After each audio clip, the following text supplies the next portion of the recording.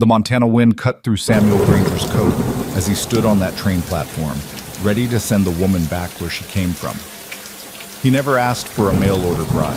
His meddling sister had arranged it all behind his back. But then Eliza Marlowe stepped off that train, her worn traveling dress dusty from the journey, a crooked hat barely holding back her auburn hair, and a single tear sliding down her cheek as she clutched a battered satchel. In that moment, something shifted in his chest, something he'd sworn had died with his wife and son 3 winters ago. If you're watching from anywhere in this wide world, leave a comment about your city below. I'd love to know how far this story has traveled. The September sun hung low over the Montana Territory, painting the grasslands in shades of gold and amber that stretched endlessly toward the mountains. Samuel Granger had ridden hard for 3 hours to reach the train station in Cedar Creek, fury burning in his chest with every mile. His sister Margaret's letter crumpled in his pocket told him everything he needed to know. She'd gone behind his back, written to some matrimonial agency back east, and arranged for a woman to come out as his bride. Damn fool woman, he muttered under his breath, thinking of Margaret. Got no business meddling in a man's life. The train's whistle pierced the afternoon air, black smoke billowing against the clear sky. Samuel's jaw clenched as he watched it slow to a stop, steam hissing from the engine like an angry serpent. He'd rehearsed what he would say a dozen times on the ride over. He'd be polite but firm. He'd give the woman money for a return ticket, maybe a night's stay at the boarding house if needed. Then he'd send her right back to wherever she came from. He didn't need a wife, didn't want one. The graves on the hill behind his ranch house were testament enough to what happened when a man let himself care too much. The conductor helped passengers disembark, a handful of merchants, a family with 3 children, an elderly couple.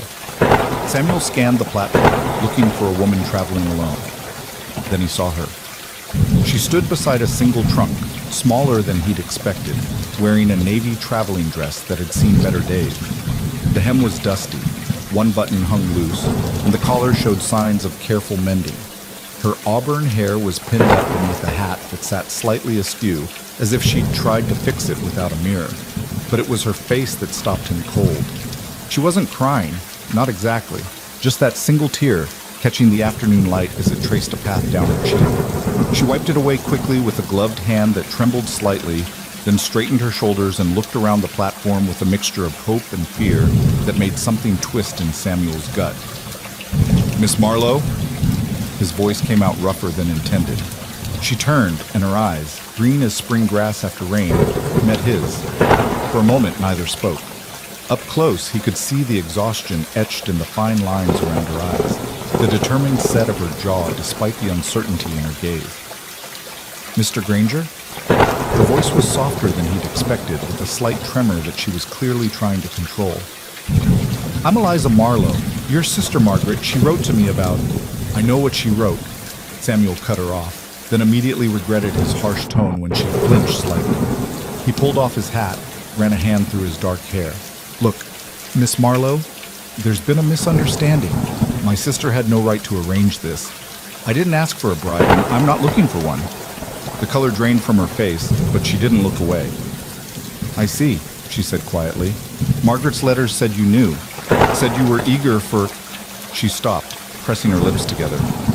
"I suppose that was foolish of me to believe." Samuel noticed how her fingers tightened on the handle of her satchel, knuckles white with the thin fabric of her glove. She glanced back at the train, which was already preparing to depart, steam building for the next leg of its journey. "When does the next eastbound train come through?" she asked, her voice steady despite everything. 3 days, Samuel replied. "But I'll pay for your ticket, and there's a boarding house in town where you can stay." 3 days, she repeated, almost to herself. Then she laughed, but it was a broken sound that had no humor in it. "I spent everything I had to get here, Mr. Granger. Sold my mother's pearl necklace, the last thing I had of hers. I have exactly 17 cents to my name." The train whistle blew again, and the locomotive began to move, slowly picking up speed as it headed west. They both watched it go, and Samuel saw her shoulders slump slightly as her last immediate means of escape disappeared into the distance. "Why?" he asked, the question escaping before he could stop it. "Why would you come all this way on the word of a stranger?" She was quiet for a long moment, watching the train become a speck on the horizon. When she finally looked back at him, there was something fierce in her eyes, despite the wetness still clinging to her lashes. Because sometimes, Mr. Granger, when you've lost everything, a letter promising a new life in Montana seems like hope itself, even if it turns out to be a lie. She picked up her trunk, though he could see the effort it cost her. If you could just point me toward that boarding house, I'll figure out the rest myself. The trunk slipped from her grasp, hitting the platform with a thud. She bent to retrieve it, and Samuel saw her pause just for a second, her hand pressed to her side as if in pain. When she straightened, her face was pale but determined. "You're hurt," he said. It wasn't a question. "It's nothing, just tired from the journey." But even as she said it, she swayed slightly. Samuel cursed under his breath. He couldn't leave her here. Not like this. His ranch was an hour's ride from town, but he had the wagon. He'd brought it thinking he'd need it for her trunks. Margaret's letter had suggested a woman coming west would have plenty of belongings. Instead, there was just this one small trunk and a woman who looked like a strong wind might knock her over. "How long since you ate?" he asked. She hesitated. "There was some bread yesterday morning, before we crossed into Montana." "Yesterday morning?" Samuel felt his anger at Margaret surge anew, but this time it was mixed with something else. Responsibility, maybe, or just basic human decency. "Come on. I told you, Mr. Granger, I can manage." "No, you can't." He picked up her trunk easily with one hand, noticed how light it was. "You can't stay at the boarding house with 17 cents, and you sure as hell can't wait 3 days without food. I'm not so far gone that I'd leave a woman to starve on a train platform." She studied his face, and he wondered what she saw there. A bitter rancher who'd shut himself off from the world? A man still carrying ghosts?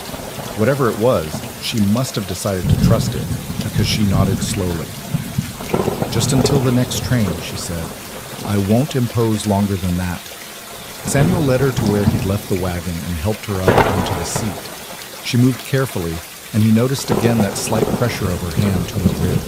As he loaded her trunk in the back, he caught sight of his reflection in the window of the general store, unshaven, hollow-eyed, looking every one of his 34 years and then some. What was he doing? He'd come here to send her away, and now he was taking her home. But the memory of that single tear, the quiet dignity in her voice when she talked about selling her mother's necklace, it stirred something in him he thought was long dead.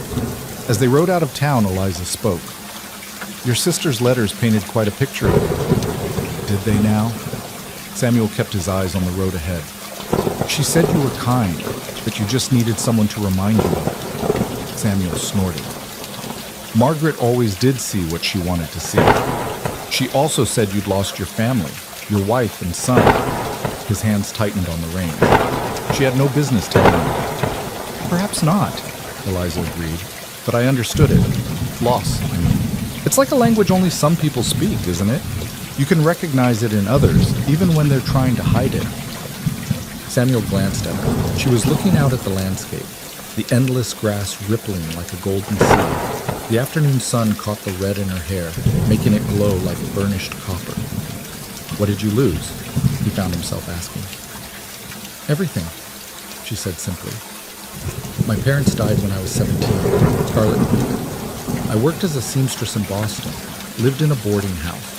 Then the shop closed and the boarding house was sold to developers. When I saw the advertisement for mail-order brides, it seemed like..." She trailed off. "Like hope," Samuel finished. "Yes." She looked at him then, really looked at him. "But hope can be cruel, can it? Making you believe things might be different and showing you they're just the same." They rode in silence for a while. The only sounds, the creak of wagon wheels and the distant cry of hawk. The sun was starting its descent toward the mountains, painting everything in shades of gold and rose. "That's my land," Samuel said eventually, gesturing to the fence line they were following. "Ranch goes from here to those foothills. Run about 300 head of cattle, some horses." "It's beautiful," Eliza said, and he could hear the genuine appreciation in her voice. "I've never seen so much space. In Boston, you could barely see the sky between the buildings." "Gets lonely," Samuel said before he could stop himself. "Yes," she agreed. "I imagine it does." As they crested a hill, the ranch house came into view. It was a solid structure, 2 stories of weathered wood with a wide porch across the front. Behind it stood a barn, a couple of outbuildings, and on a small rise to the west, a lone cottonwood tree with 2 crosses beneath it. Eliza followed his gaze to the graves, but said nothing. "Built this place myself," Samuel said, needing to fill the silence. "Me and Catherine, my wife. Took us 2 years to get it finished." "You built her a fine home," Eliza said softly. Samuel pulled the wagon up to the front of the house. As he helped Eliza down, she winced again, and this time he saw a dark stain on the side of her dress. "You are hurt," he said. "It's nothing, really. Just a mishap on the train. Someone's trunk fell from the overhead rack. The corner caught me in the ribs. Let me see. Mr. Granger, that's hardly... I've doctored enough injured ranch hands to know when someone needs tending. And call me Samuel. If you're going to be here for 3 days, we might as well drop the formality." She hesitated, then nodded. Inside, the house was dim and cool. Samuel lit a lamp while Eliza looked around. The main room served as both kitchen and living area, with a large stone fireplace at one end and a sturdy table at the other. Everything was clean but spare, functional rather than comfortable. "Sit," Samuel said, gesturing to a chair. He fetched his medical supplies, items he kept on hand for ranch accidents. "You'll need to... that is, the dress. I understand." Eliza's cheeks colored slightly, but she unbuttoned the side of her bodice enough to reveal the injury. The bruise was purple-black, spreading across her ribs like spilled ink. Samuel winced. "That must hurt like hell, pardon my language." "I've heard worse," she said with a slight smile. "My father was a dock worker before he married my mother. He tried to watch his tongue around her, but when he hit his thumb with a hammer..."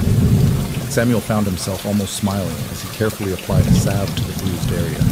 His hands were gentle despite their size, calloused from years of ranch work, but surprisingly careful. "You've done this before," Eliza observed. Catherine was always patching someone up. Me, the ranch hands. Then when James came along, our son, it seemed like he was always getting into scrapes. His hands stilled. "I learned from watching her." "How old was he, James?" Samuel wrapped a bandage around her ribs to support them. 6, would have been 9 this year. "I'm sorry." "Fever took them both, winter of 72, 3 years ago." He stepped back, busying himself with putting away the medical supplies. "There, that should help. You'll want to keep it wrapped for a few days." Eliza carefully fixed her dress. "Thank you." Samuel started preparing a meal. Nothing fancy, just beans and salt pork, some cornbread he'd made that morning. As he worked, he was aware of Eliza watching him, taking in the careful way he moved around the kitchen, the practiced efficiency of a man who'd been alone long enough to develop his own rhythm. "Margaret said you haven't been to town in months," Eliza said, "that the ranch hands have to practically force you to go for supplies." "Margaret says too much," Samuel replied, setting a plate in front of her. "Eat." She didn't need to be told twice. Despite her obvious attempt at maintaining proper manners, Samuel could see how hungry she was. He found himself filling her plate again without being asked. "When did you leave Boston?" he asked. 2 weeks ago. The train was delayed twice, once in Chicago, once in Wyoming. A bridge was out." She paused, fork halfway to her mouth. "I wrote to Margaret from Chicago, telling her when I'd arrive. She wrote back saying you were eager to meet me." "Of course she did." Samuel shook his head. "My sister means well, but she's got this idea that if she just pushes hard enough, she can fix everything. Can't accept that some things are meant to stay broken." "Are they?" Eliza asked. "Meant to stay broken?" He looked at her across the table. In the lamplight, her face was soft, shadows playing across her features. There was something in her eyes, not pity, which he would have hated, but understanding. "I don't know," he admitted, "but I know I didn't ask for this. Didn't ask for you to come here." "No," she agreed. "You didn't. And I'll leave on that train in 3 days, just as you want.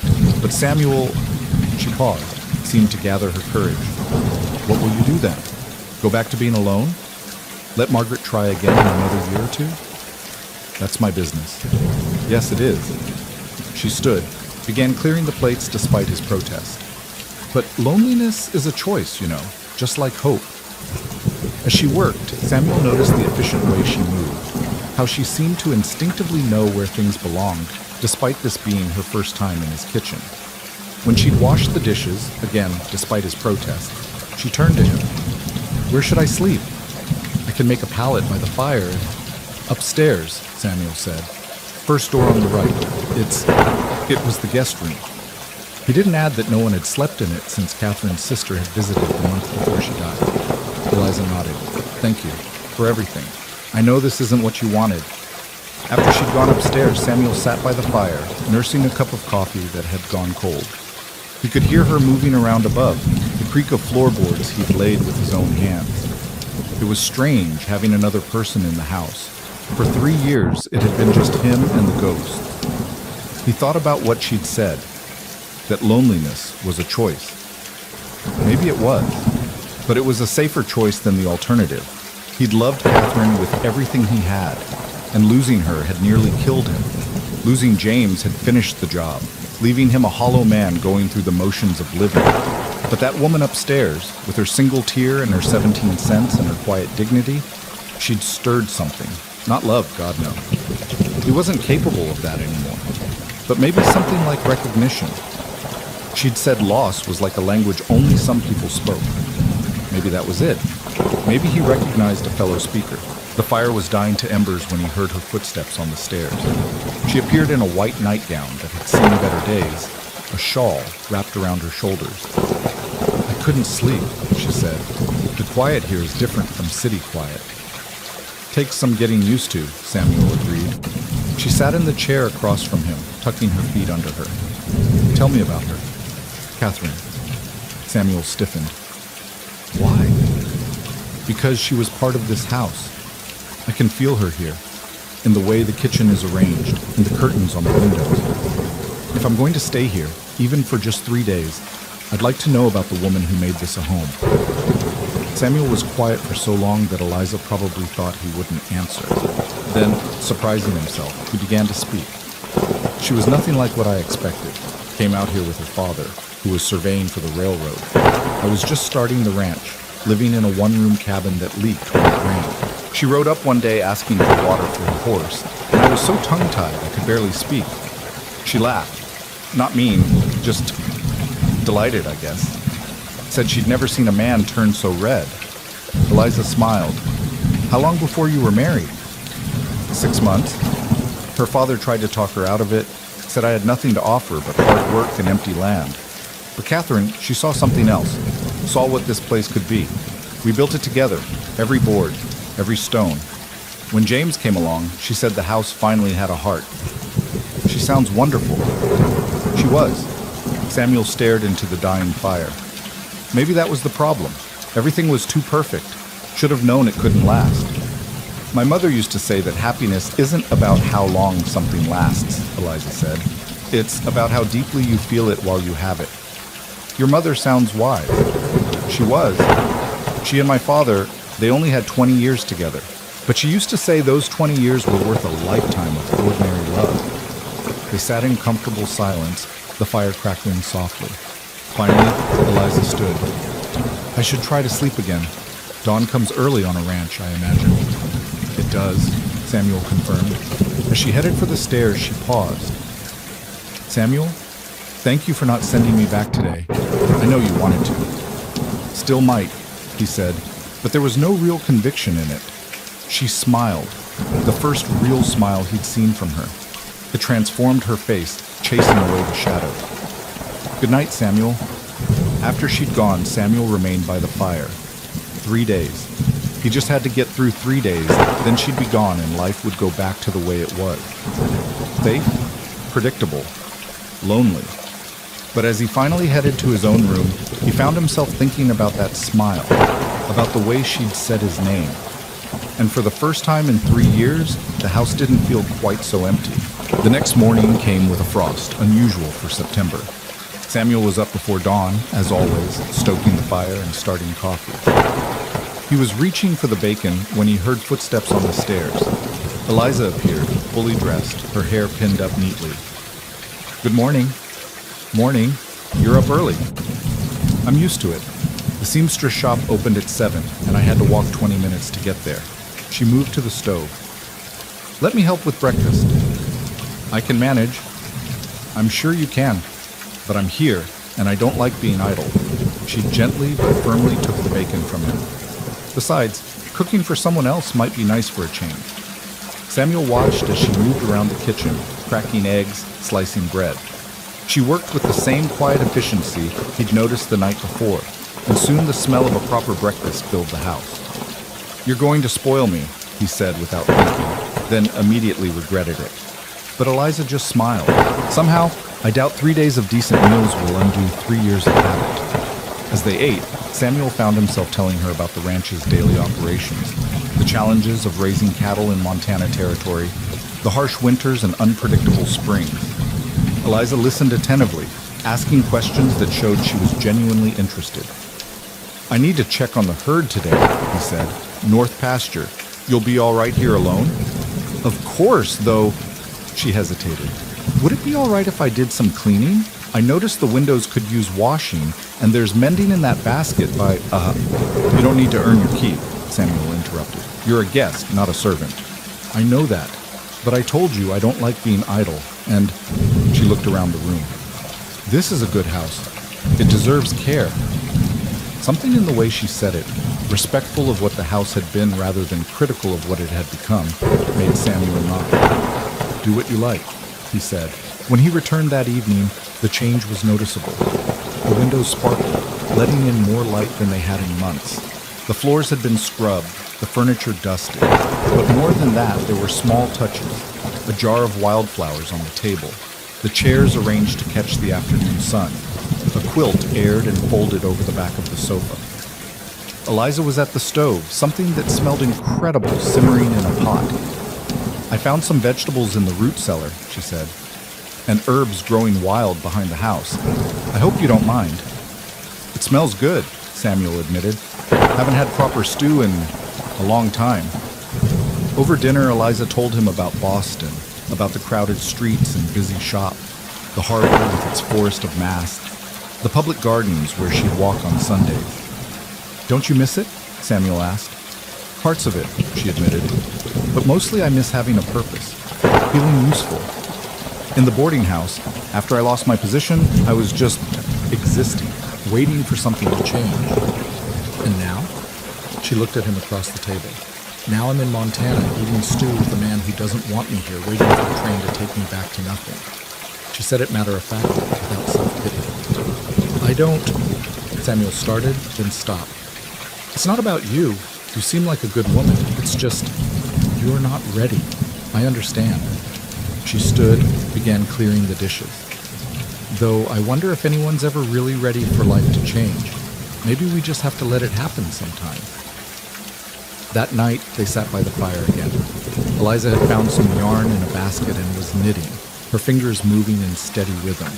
Samuel pretended to read, but found himself watching her instead. The firelight caught in her hair, turned her skin to gold. "What are you making?" he asked. "A scarf. Winter's coming, and I noticed you don't have one." "I won't need it. I mean, you'll be taking it with you." She looked up at him. "Will I?" Their eyes met and held for a moment. Then Eliza looked back at her knitting. "Of course. On the train, day after tomorrow." But something had shifted between them, some unspoken acknowledgement that things weren't quite as simple as they'd seemed. The second day dawned cloudy, with the smell of rain in the air. Samuel found Eliza already up, making breakfast. "Storm coming," he said. "I can feel it. My ribs always ache before rain." She set a plate in front of him. "Will the cattle be all right?" "They know how to find shelter, but I should check the fences, make sure nothing's loose before it hits." "Can I come with you?" Samuel looked at her in surprise. "It's rough riding, and with your ribs, they're much better, truly, and I'd like to see more of the ranch before..." She trailed off. "Before I leave." Against his better judgment, Samuel agreed. He saddled 2 horses, choosing Catherine's gentle mare for Eliza. She mounted carefully, but competently. "You've ridden before," he observed. "A little. My father sometimes took me to the stables where he worked. The owners let me exercise the gentler horses." They rode out across the pasture, Samuel pointing out landmarks, the creek that marked the eastern boundary, The box canyon where they sheltered the herd during blizzards, the high meadow where wildflowers bloomed in spring. "It's magnificent," Eliza breathed, looking out over the vast expanse of grassland. "I've never seen anything like it." "Catherine loved it up here," Samuel said, then wondered why he'd shared that. They were checking the fence along the north pasture when the rain started, just a drizzle at first, then harder. Samuel pointed to a lined shack about a quarter-mile away. "We'll wait it out there," he shouted over the increasing wind. They made it just as the sky opened up, rain coming down in sheets. The shack was basic, just one room with a stove, a narrow bed, and a few supplies. Samuel got a fire going while Eliza wrung water from her skirts. "Some ranch wife I'd make," she said with a self-deprecating laugh. "First time out, and I'm already half drowned." "You did fine," Samuel said. "Better than fine. Most city women would have been complaining the whole way." "I'm not most city women." "No," he agreed. "You're not." They were close in the small space, close enough that he could see the drops of rain clinging to her eyelashes, smell the lavender soap she must have brought from Boston. When she shivered, he automatically put his jacket around her shoulders. "Thank you," she said softly. Their eyes met, and for a moment Samuel forgot about the train coming tomorrow, forgot about his vows to stay alone, forgot everything but the woman in front of him. He leaned forward slightly, and she didn't pull away. Then thunder crashed overhead, breaking the spell. Samuel stepped back, ran a hand through his wet hair. "Rain's letting up," he said roughly. "We should head back." The ride back was quiet, both of them lost in their own thoughts. That evening, Eliza made dinner while Samuel tended to the horses. When he came in, she had her trunk open, carefully folding her few possessions. "Getting ready," she said unnecessarily. "Right. I'll take you to town first thing in the morning." "Of course." But at dinner, neither of them ate much. The conversation was stilted, both of them avoiding what had almost happened in the line shack. Finally, Eliza stood. "I should get some rest. Early morning." "Eliza," Samuel called as she headed for the stairs. She turned. "I want you to know, these 3 days, it's been good having you here." "It's been good being here," she replied. That night, Samuel couldn't sleep. He stood at his window, looking out at the cottonwood tree on the hill. He'd made a promise there, kneeling between those two graves. Promised he'd never forget, never replace them, never risk that kind of pain again. But Eliza wasn't trying to replace anyone. She was just Eliza, with her quiet strength and her gentle hands and her understanding of loss. Maybe that was what scared him most, not that she was trying to take Catherine's place, but that she was making her own place, one he hadn't known was empty until she filled it. When morning came, gray and misty, Samuel loaded Eliza's trunk onto the wagon. She came out in her traveling dress, the same one she'd worn when she arrived, but clean and carefully mended. The loose button had been sewn back on, the hem brushed clean. They didn't talk much on the ride to town. The mountains were shrouded in fog, giving everything a dreamlike quality. Eliza kept her hands folded in her lap, but Samuel noticed they were trembling slightly. At the station, the eastbound train was already there, taking on water and supplies. Samuel helped Eliza down from the wagon, set her trunk on the platform. "Here," he said, pulling out money, "for the ticket and some extra for food, and—" "No," Eliza said firmly. "I won't take your money, Samuel. I came here of my own free will, and I'll leave the same way." "But you said you only have 17 cents. "I'll manage. I always have." She looked up at him, and he saw that same mix of hope and fear he'd seen 3 days ago. "Thank you for these days, for showing me your ranch, your life, for not sending me away that first day." "Eliza." He didn't know what to say, what he wanted to say. The conductor called for passengers to board. Eliza picked up her trunk, took a step toward the train, then stopped. She turned back to him. "Can I ask you something?" "What?" "If Margaret hadn't written those letters, if I hadn't come, would you have gone on as you were? Just you and the ranch and the ghosts?" "Probably," he admitted. "That's what I thought." She smiled sadly. "Goodbye, Samuel. I hope someday you find what you're looking for. What if I've already found it?" The words came out before he could stop them. She froze, then slowly turned back to him. "What are you saying?" Samuel looked at her, really looked at her. The proud tilt of her chin despite her circumstances, the way the morning light caught in her hair, the strength in those green eyes that had seen their own share of sorrow. "I'm saying that 3 days ago, I was ready to send you back without a second thought. And now," he took off his hat, crushed it in his hands. "Now, I'm standing here trying to figure out how I'm going to go back to that empty house without you in it. Samuel, I know it's crazy. I know it's too fast. I know I said I didn't want a wife. But Eliza, these 3 days, the house felt alive again. I felt alive again." The train whistle blew, last call for passengers. "If you get on that train," Samuel said urgently, "I'll understand. You deserve better than a broken-down rancher who's been living with ghosts. But if you stay, I can't promise it'll be easy. I can't promise I won't have bad days where I shut myself off. But I can promise I'll try. I'll try to be the man Margaret told you about in those letters." Eliza set down her trunk. "I don't want the man from Margaret's letters," she said. "I want the man who doctored my ribs with gentle hands. The man who showed me his ranch with pride.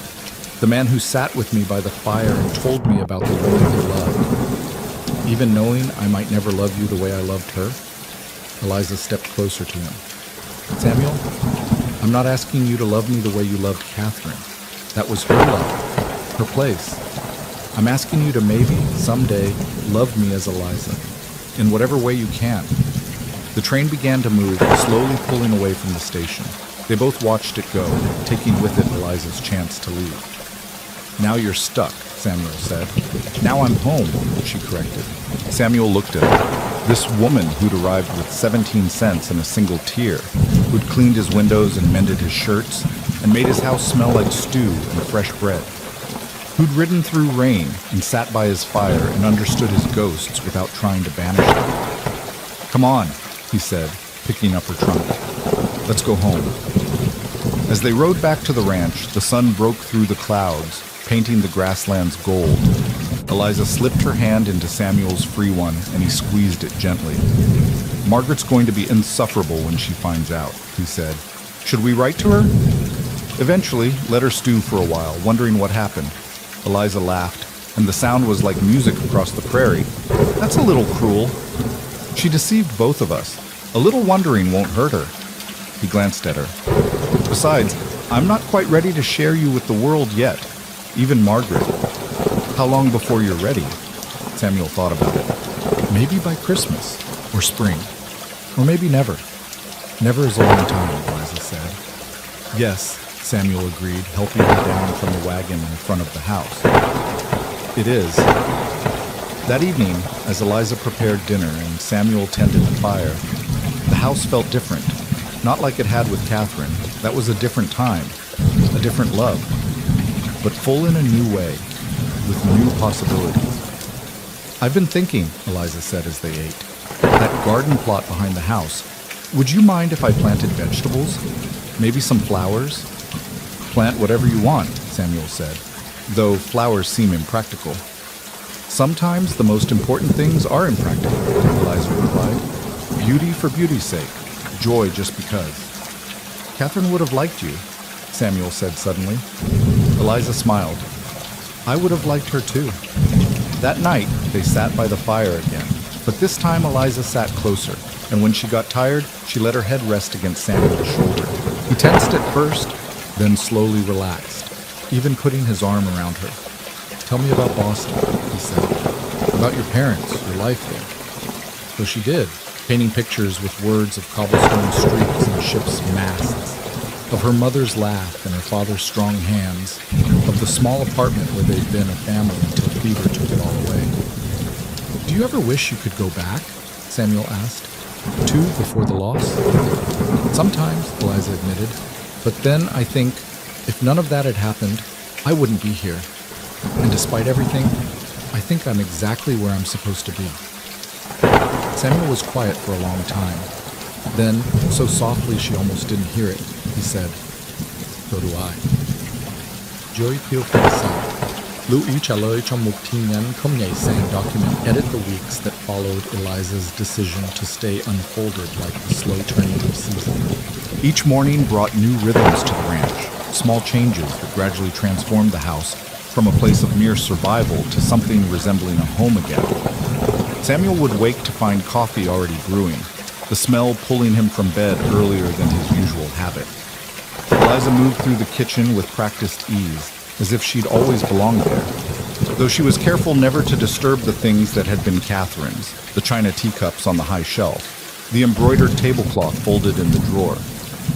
"You don't have to tiptoe around her memory," Samuel said one morning, catching Eliza carefully working around Catherine's apron that still hung on its hook by the stove.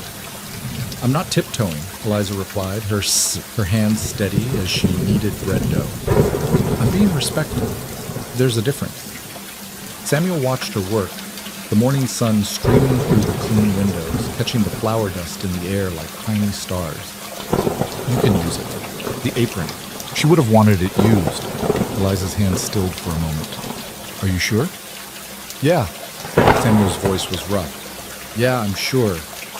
When Eliza reached for the apron, her movements were reverent. She tied it around her waist, and something in Samuel's chest loosened, a knot he hadn't known was there. It wasn't betrayal he felt, watching another woman wear Catherine's apron. It was more like continuity, like the ranch itself continuing season after season. The first test of their fragile new arrangement came sooner than expected. Jake Morrison, Samuel's foreman, arrived one afternoon with news that rustlers had been spotted near the southern boundary. "Could lose 50 head if we don't act fast," Jake said, his weathered face grim. He glanced at Eliza, who was mending one of Samuel's shirts by the window, then back at Samuel with raised eyebrows. "This is Miss Marlowe," Samuel said simply. "She's staying on." Jake's eyebrows climbed higher, but he just touched his hat. "Ma'am." "Mr. Morrison," Eliza nodded. "Samuel's told me about you. Says you're the best foreman in Montana Territory." Jake actually blushed. "Well, I don't know about that." "Jake, get the boys ready," Samuel said. "We'll ride out at first light. Catch them before they can move the herd." "You'll need food," Eliza said, setting aside her napkin. "How many men?" "6, maybe 7, Jake replied, looking at her with new interest. "I'll have provisions ready by dawn." She turned to Samuel. "You'll be careful?" The concern in her voice was unmistakable, and Jake's eyes widened slightly. Samuel felt heat rise in his neck. "Always am." After Jake left, Samuel found Eliza in the kitchen, already making lists of supplies. "You don't have to do this," he said. "Of course I do." She didn't look up from her list. "Those men need to eat, and they need to eat well if they're going after rustlers. I won't have anyone saying that this ranch doesn't take care of its own." This ranch. Not your ranch, but this ranch, as if she already considered herself part of it. That night, Eliza worked late preparing food, biscuits, dried meat, canned peaches from the cellar. Samuel tried to help, but she shooed him away. "You need rest. You can't catch rustlers if you're falling asleep in the saddle." But Samuel couldn't sleep. He stood at his bedroom window, watching light from the kitchen window spill onto the yard below. He could hear Eliza moving around, the occasional clatter of pans, and once, the soft sound of her singing. He didn't recognize the melody, but it was sweet and sad, and it made him think of all the nights Catherine had spent in that same kitchen, preparing for the same kinds of emergencies. When he came down before dawn, Eliza was there with coffee and a hot breakfast, packages of food ready for the men. She'd been up all night, he realized, seeing the shadows under her eyes. "You should have slept," he said. "I can sleep when you're back safe." She handed him a package wrapped in oilcloth. "Extra food just for you. And Samuel?" She hesitated, then reached up to adjust his collar, her fingers lingering for just a moment. "Come back safe." "Planning on it," he said, caught by the green of her eyes in the lamplight. The other men arrived, Jake and 5 others, all rough cowboys who'd been with the ranch for years. They looked at Eliza with curiosity, but she met their gazes steadily, handing out food packages and filling their canteens with hot coffee. "Thank you kindly, miss," Tom Bradley, the youngest of them, said with a shy smile. "You're welcome, Mr. Bradley. Samuel says you're the best shot on the ranch." Tom's chest puffed with pride. "Well, I practice when I can." As the men mounted up, Samuel looked back to see Eliza standing in the doorway, one hand on the frame, watching them go. The rising sun painted her silhouette golden, and for a moment Samuel felt a pull so strong it almost unseated him.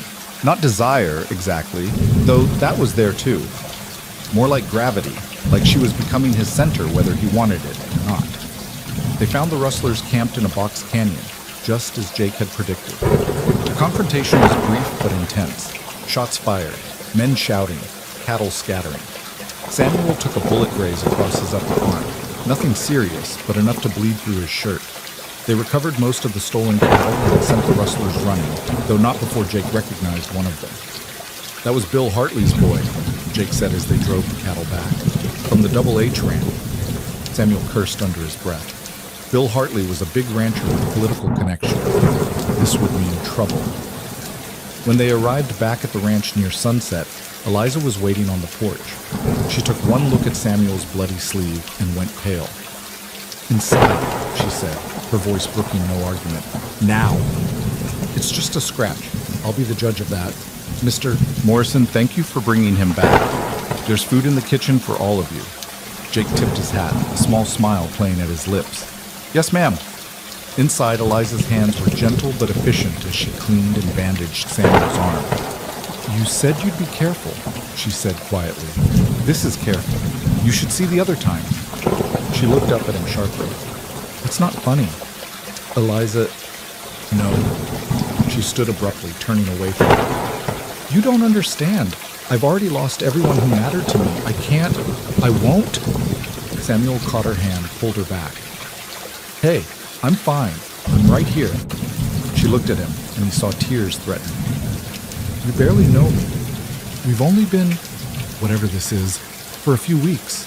You shouldn't matter this much already." "But I do?" She nodded, looking frustrated with herself. "Yes, God help me. Yes." Samuel pulled her closer until she was standing between his knees as he sat on the kitchen chair. "Is that such a bad thing?" "It terrifies me," she admitted. "I came here with nothing to lose. Now you have something to lose again." Samuel understood that fear intimately. "It's terrifying for me, too."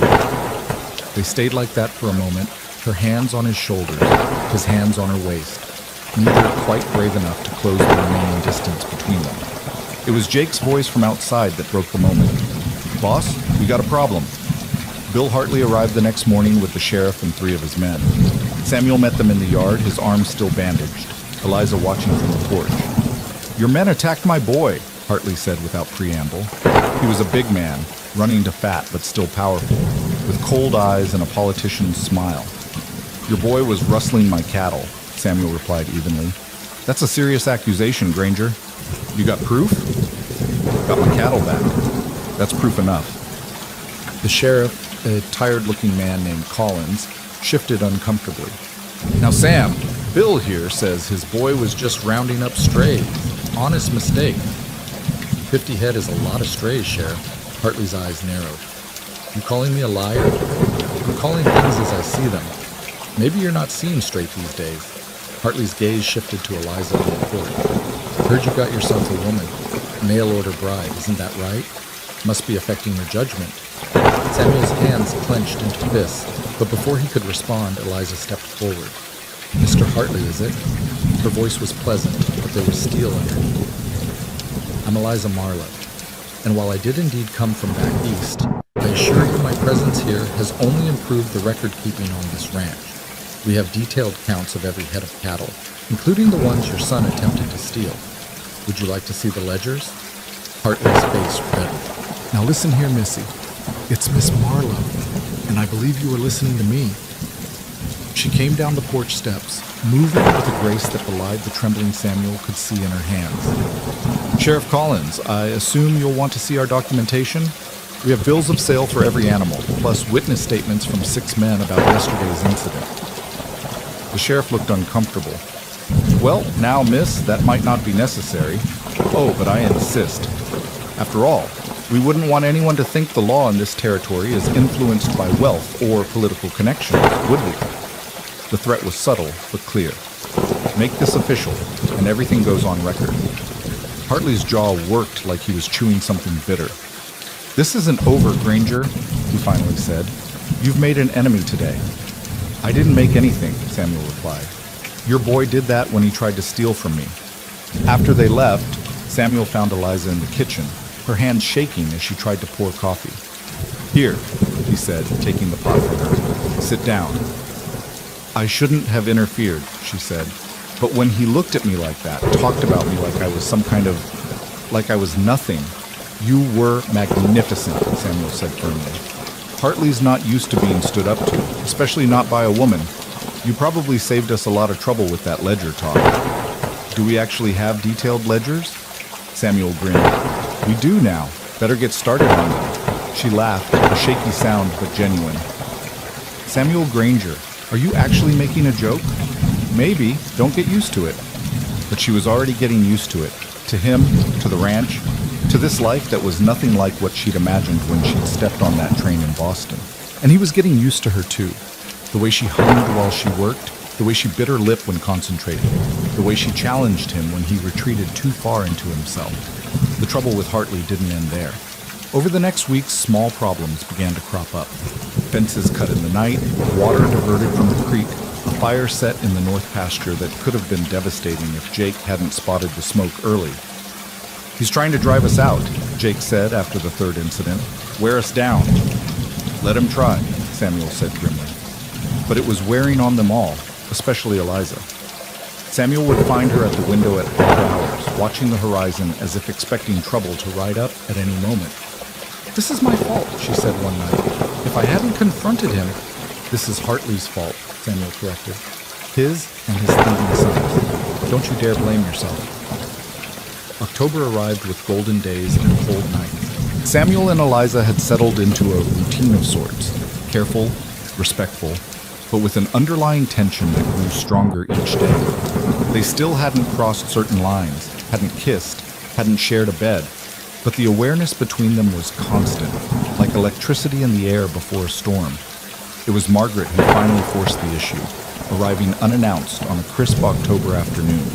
Samuel was in the barn when he heard the buggy, and by the time he reached the house, Margaret was already inside, talking animatedly with Eliza. "Samuel," Margaret exclaimed, turning on him with eyes blazing. "You let me think she'd left. I've been worried sick." "You deserved it," Samuel said flatly, "after what you did."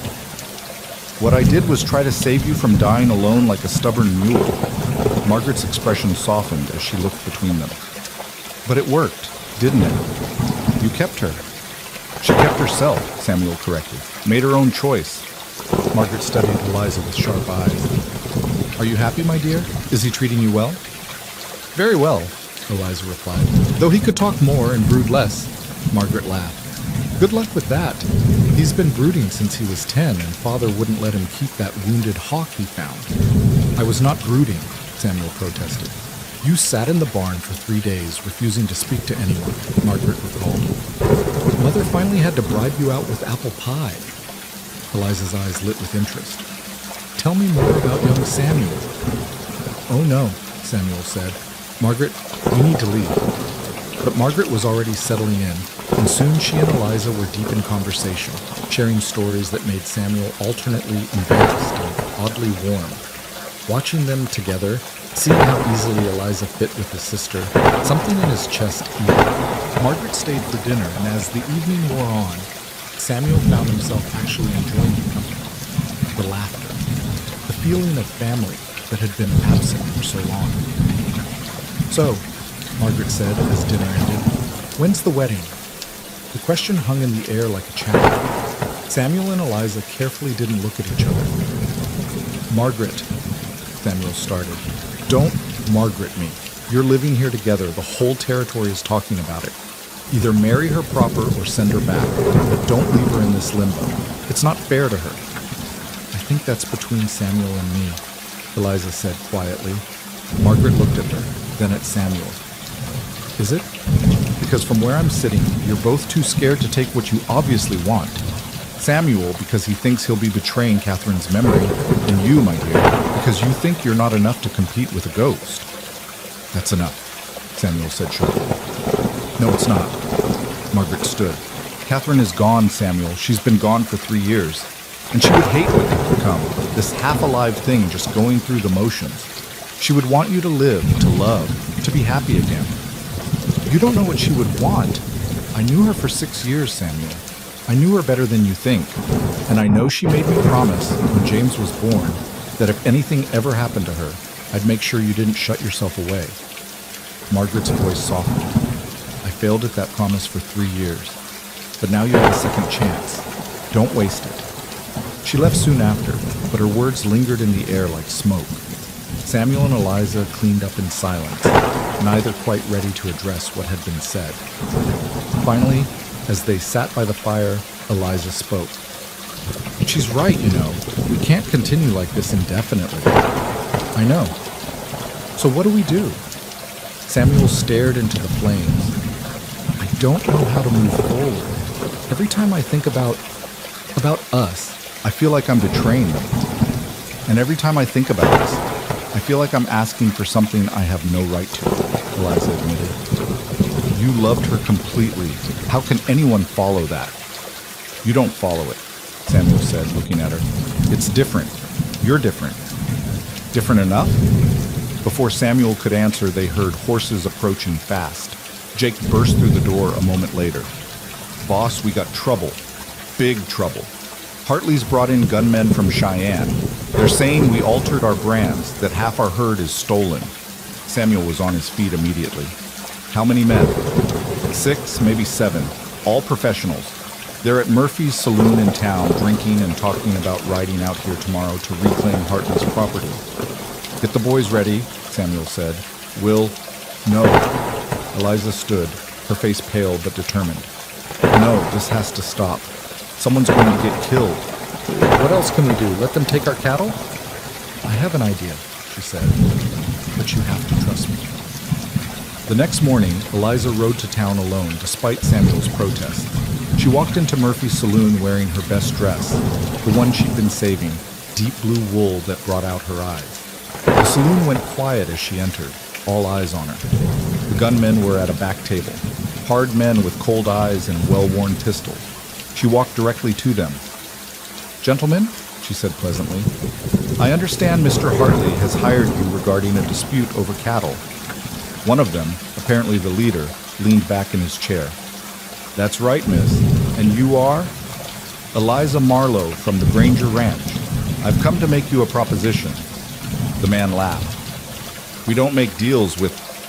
You'll want to hear this one. She pulled out a telegram from her pocket. This is from my cousin in Chicago. He's a federal marshal. I've asked him to investigate Mr. Hartley's interesting business practices, specifically his habit of hiring men to intimidate smaller ranchers into selling their land cheap. The laughter died. You're bluffing. Am I? Eliza pulled out another paper.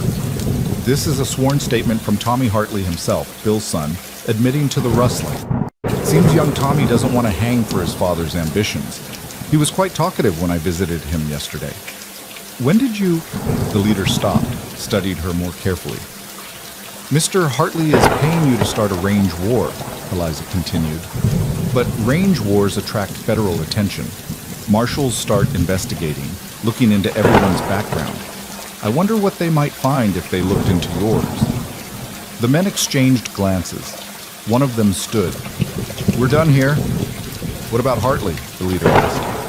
Hartley's problems aren't our problems, the first man said. Job's off, boys. As they filed out, the leader paused beside Eliza. You got sand, lady, but you just made a dangerous enemy. I already had one, she replied calmly. When she returned to the ranch, Samuel was pacing the porch like a caged animal. Are you insane? You could have been killed. But I wasn't. How did you even know about Tommy? Eliza smiled. I didn't. But I knew a boy who disappointed his father might be looking for a way out, so I took a chance. You took a chance? Samuel grabbed her shoulders. Eliza, you can't just... I can, and I did. This is my home now, Samuel. I'll defend it just like you would. Your home? Yes. She met his eyes steadily. Unless you're planning to send me away after all. Never, he said fiercely, and then, before he could think better of it, he kissed her. It was nothing like kissing Catherine had been. That had been young love, sweet and eager. This was different, deeper, tinged with loss and longing and the fierce need to live again. When they pulled apart, both were breathing hard. "I'm sorry," Samuel started. "I shouldn't have..." Eliza kissed him again, effectively silencing his apology. "Don't you dare apologize for that." But even as they stood there, holding each other, Samuel could feel the weight of the past pulling at him. That night, he walked alone to the graves on the hill, stood beneath the cottonwood tree in the cold October wind. "I don't know how to do this," he said to the silent stones. "I don't know how to love her without feeling like I'm betraying you. But I can't let her go either. She's brought something back to life in me, something I thought died with you." The wind rustled the leaves, and for a moment Samuel could almost imagine it was Catherine's voice, telling him what he already knew, that love wasn't finite, that the heart could hold more than one truth at a time. When he returned to the house, Eliza was waiting by the fire. She'd changed into her nightgown and wrapper, her hair down around her shoulders. She looked young and vulnerable and beautiful. "I won't rush you," she said softly. "We have time." "Do we?" Samuel asked. "Hartley won't give up easily. And winter's coming, and there's so much work to do. And Samuel..." She stood, came to him, put her hands on his chest. "We have time. Whatever happens, we'll face it together. Isn't that enough for now?" He covered her hands with him. "When did you become the strong one?" "I've always been strong. You just gave me a reason to show it." That night, for the first time, Samuel asked her to stay. Not in his bed. They weren't ready for that yet. But in his room, in the chair by the window where she could read while he tried to sleep. It was a small step, but it was forward motion. "Read to me," he said, surprising himself. Eliza picked up the book she'd brought, a collection of poetry she'd saved from Boston. Her voice was soft in the darkness, reading words about love and loss and the courage to begin again. As October waned, life on the ranch took on new rhythms. The men had accepted Eliza completely, especially after the incident with the gunman. Tom Bradley had even started calling her Miss Eliza, with something approaching awe. She faced down 7 hired guns, he told anyone who would listen. Cool as spring water. Hartley made one more attempt to cause trouble, trying to block their access to the water rights, but Eliza had anticipated that too. She'd spent days in town researching old claims and property lines, finding documentation that predated Hartley's ownership of the neighboring land. "Where did you learn all this?" Samuel asked, watching her work through legal documents by lamplight. "The boarding house where I lived was owned by a retired lawyer, Mr. Pemberton. He taught me that the law is just another kind of pattern, like sewing. You just have to find the right thread to pull." "You're remarkable," Samuel said without thinking. She looked up at him, surprise and pleasure warming her features. "Am I?" "Yes." They were at the table, paper spread between them, and suddenly the distance seemed too great. Samuel stood, came around to her side, pulled her to her feet. "Eliza, I need to tell you something." "What?" "I'm not good at this, at saying what I feel. Catherine used to tease me about it, said getting emotions out of me was like pulling teeth. But you need to know, these past weeks you've made me remember what it feels like to be alive. Really alive, not just existing. Samuel, let me finish. I can't promise I'll ever be whole again. There are pieces of me that died with them, that are buried on that hill. But what's left? It's yours, if you want it." Eliza's eyes filled with tears. "I want it. I want all of it. The broken pieces, the sharp edges, the parts that still belong to them. I want the whole complicated truth of you." This time when they kissed, it was with a different kind of promise. Not the promise of forever. They'd both learned how fragile forever could be.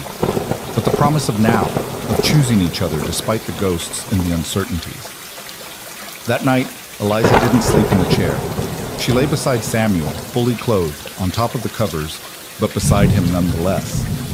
He held her carefully, like something that might break or disappear, and she let herself be held, feeling for the first time since she'd left Boston that she might actually be home. The first snow came early that year, falling softly in the last days of October. Samuel woke to find Eliza at the window, watching the white blanket cover the ranch. "It's beautiful," she said. "I've seen snow in the city, but not like this. So clean and perfect." "Wait until January," Samuel said, joining her. "You'll be sick of it." "Maybe, but right now it feels like a fresh start, like the world is giving us a clean slate." Samuel wrapped his arms around her from behind, rested his chin on her head. I've been thinking about what Margaret said. About the wedding. Eliza tensed slightly. Oh? The creek will freeze soon, make it hard to get to town. If we're going to do it, we should do it before winter really sets in. Is that a proposal, Samuel Granger? He turned her to face him. It's a practical consideration. How romantic! He smiled, the expression still rare enough to transform his face. Eliza Marlowe, you came here as a mail-order bride. Seems only right to make it official. That's slightly better. Will you marry me? Not because of Margaret or the territory gossips, or even because it's practical, but because I want to wake up every morning knowing you're here, that you chose this life, chose me, despite everything. I chose you the moment I got off that train, Eliza said. I just didn't know it yet. They were married the second week of November, in the small church in Cedar Creek. Margaret stood as witness, along with Jake, and surprisingly, the sheriff, who'd apparently been impressed by Eliza's handling of the Hartley situation. Eliza wore the blue dress she'd worn to face down the gunman. It's my brave dress, she said, with wildflowers from the sheltered spots where they still grew. Samuel wore his best suit, the one he hadn't worn since Catherine's funeral, but somehow it felt right, like closing one chapter properly before beginning another. The ceremony was simple, the words traditional, but when the minister asked if anyone objected, Samuel half expected to hear something, thunder maybe, or a voice from the past. Instead, there was only silence and Margaret's quiet sniffling. You may kiss your bride, the minister said, and Samuel did. There in the small church, with winter light streaming through the windows, kissing Eliza like she was both an ending and a beginning, which perhaps she was. The reception was at the ranch, the house full of people for the first time in 3 years. The ranch hands had decorated with pine boughs and ribbons, and Jake had somehow procured a fiddle player from town. Samuel watched Eliza dance with Tom Bradley, laughing as the young cowboy stepped on her feet, and felt something he hadn't expected, not just acceptance, but actual happiness. She's good for you, Margaret said, appearing at his elbow. You look more alive than you have in years. I feel it, Samuel admitted. Catherine would be glad. Would she? Margaret was quiet for a moment. Do you remember what she said when James was born? She said love multiplies, it doesn't divide. That loving him didn't mean she loved you less, just that her heart got bigger. I think she'd say the same about this. As the evening wore on and the guests gradually left, Samuel and Eliza found themselves alone by the fire. She'd changed into a nightgown, a new one, white with tiny blue flowers embroidered at the neck, and her hair was down, glowing auburn in the firelight. So, Mrs. Granger, Samuel said, testing the words. Mr. Granger, she replied with a smile. Are you happy? Yes. Are you? Samuel considered the question. I'm something. Not happy exactly, not yet, but closer to it than I've been in a long time. That's enough, Eliza said. That's more than enough. That night, they truly became husband and wife. It was awkward at first, both of them carrying their own griefs and fears. But then Eliza laughed at something. Samuel couldn't even remember what. And suddenly it was just them, just two people choosing each other despite all the reasons not to. Afterward, as they lay entwined, Eliza traced the scar on Samuel's arm from the rustler's bullet. We're both marked, she said. By loss, by life? But maybe that's not such a bad thing. Maybe it means we can understand each other in ways that unmarked people couldn't. Maybe, Samuel agreed, pulling her closer. Outside, the snow continued to fall, blanketing the ranch in white, covering the old tracks and scars, preparing the ground for whatever would grow come spring. And in the house that had been silent for so long, two people held each other through the night, building something new from the pieces of what had been broken. Winter settled over the Montana ranch like a heavy quilt, transforming the landscape into something both beautiful and treacherous. The morning after their wedding night, Samuel woke to find Eliza already up, standing at the bedroom window in her wrapper, watching the snow fall in thick, silent curtains. Come back to bed, he said, his voice rough with sleep. It's barely dawn. She turned to him with a smile that made his chest tight. I can't sleep. Everything feels different now, real in a way it wasn't before. Samuel understood what she meant. The simple exchange of vows, the gold band now on her finger, Catherine's ring, which Margaret had saved and insisted Eliza wear, had shifted something fundamental. They were no longer two people carefully dancing around each other's wounds. They were married, bound by law and promise, and something deeper that neither quite had words for yet. "The cattle will need extra feed today," Samuel said, sitting up. "The snow's going to get worse before it gets better." "Then we'd better get started," Eliza said, already reaching for her cloak. "We? I'm a rancher's wife now, aren't I? Time I learned what that really means."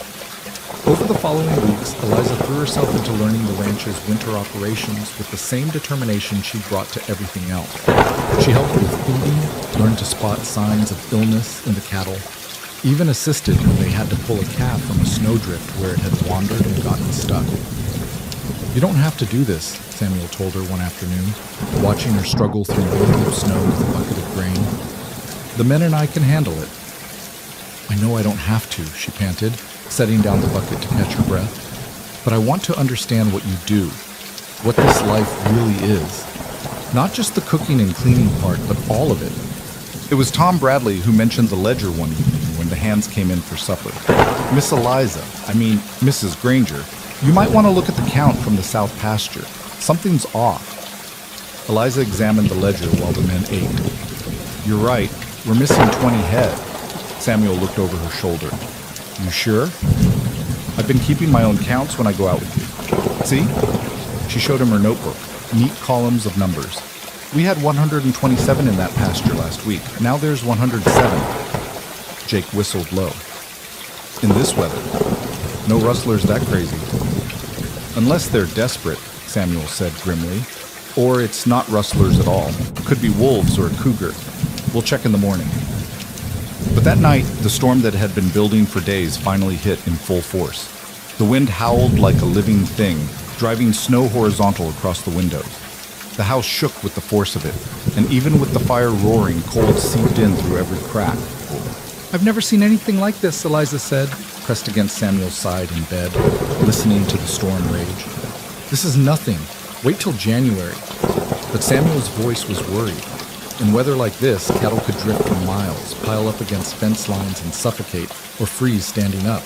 By morning, the wind had died, but the snow was still falling. Samuel couldn't even open the front door. It was blocked by a drift. He had to climb out through an upstairs window and dig his way down to clear it. "Stay inside, Samson," he told Eliza. "Jake and I will check the herds." "Like hell," she said, already pulling on the men's clothes she'd altered to fit her. Those missing cattle could be the difference between profit and loss this year. "I'm coming." They found the missing cattle 2 miles from where they should have been, huddled against a rock face. They also found something else, wolf tracks, fresh ones, and blood in the snow. "Lost at least 3, Jake said, reading the signs. "Packs probably holed up nearby, waiting for another chance." "We'll need to post guards," Samuel said. "Can't afford to lose more." That night, Eliza surprised them all. "I can take a watch." The men looked at her skeptically. Even Samuel shook his head. "Eliza, you don't know how to shoot." "Then teach me." So Samuel did, setting up targets behind the barn. Eliza's first shots went wild. The rifle's kick nearly knocking her down. But she was determined, practicing until her shoulder was bruised and her hands were steady. Didn't sleep, knowing she was out there, and finally joined her at the watch post. "Couldn't sleep?" she asked. "Bed's cold without you." It was the closest he'd come to a romantic declaration since their wedding, and Eliza's smile was radiant even in the darkness. They sat together, watching the snow-covered landscape under the stars, the silence broken only by the occasional lowing of cattle. "I never thought I'd end up here," Eliza said quietly. "When I was a girl in Boston, I dreamed of marrying a shopkeeper, maybe having a little house with a garden. This..."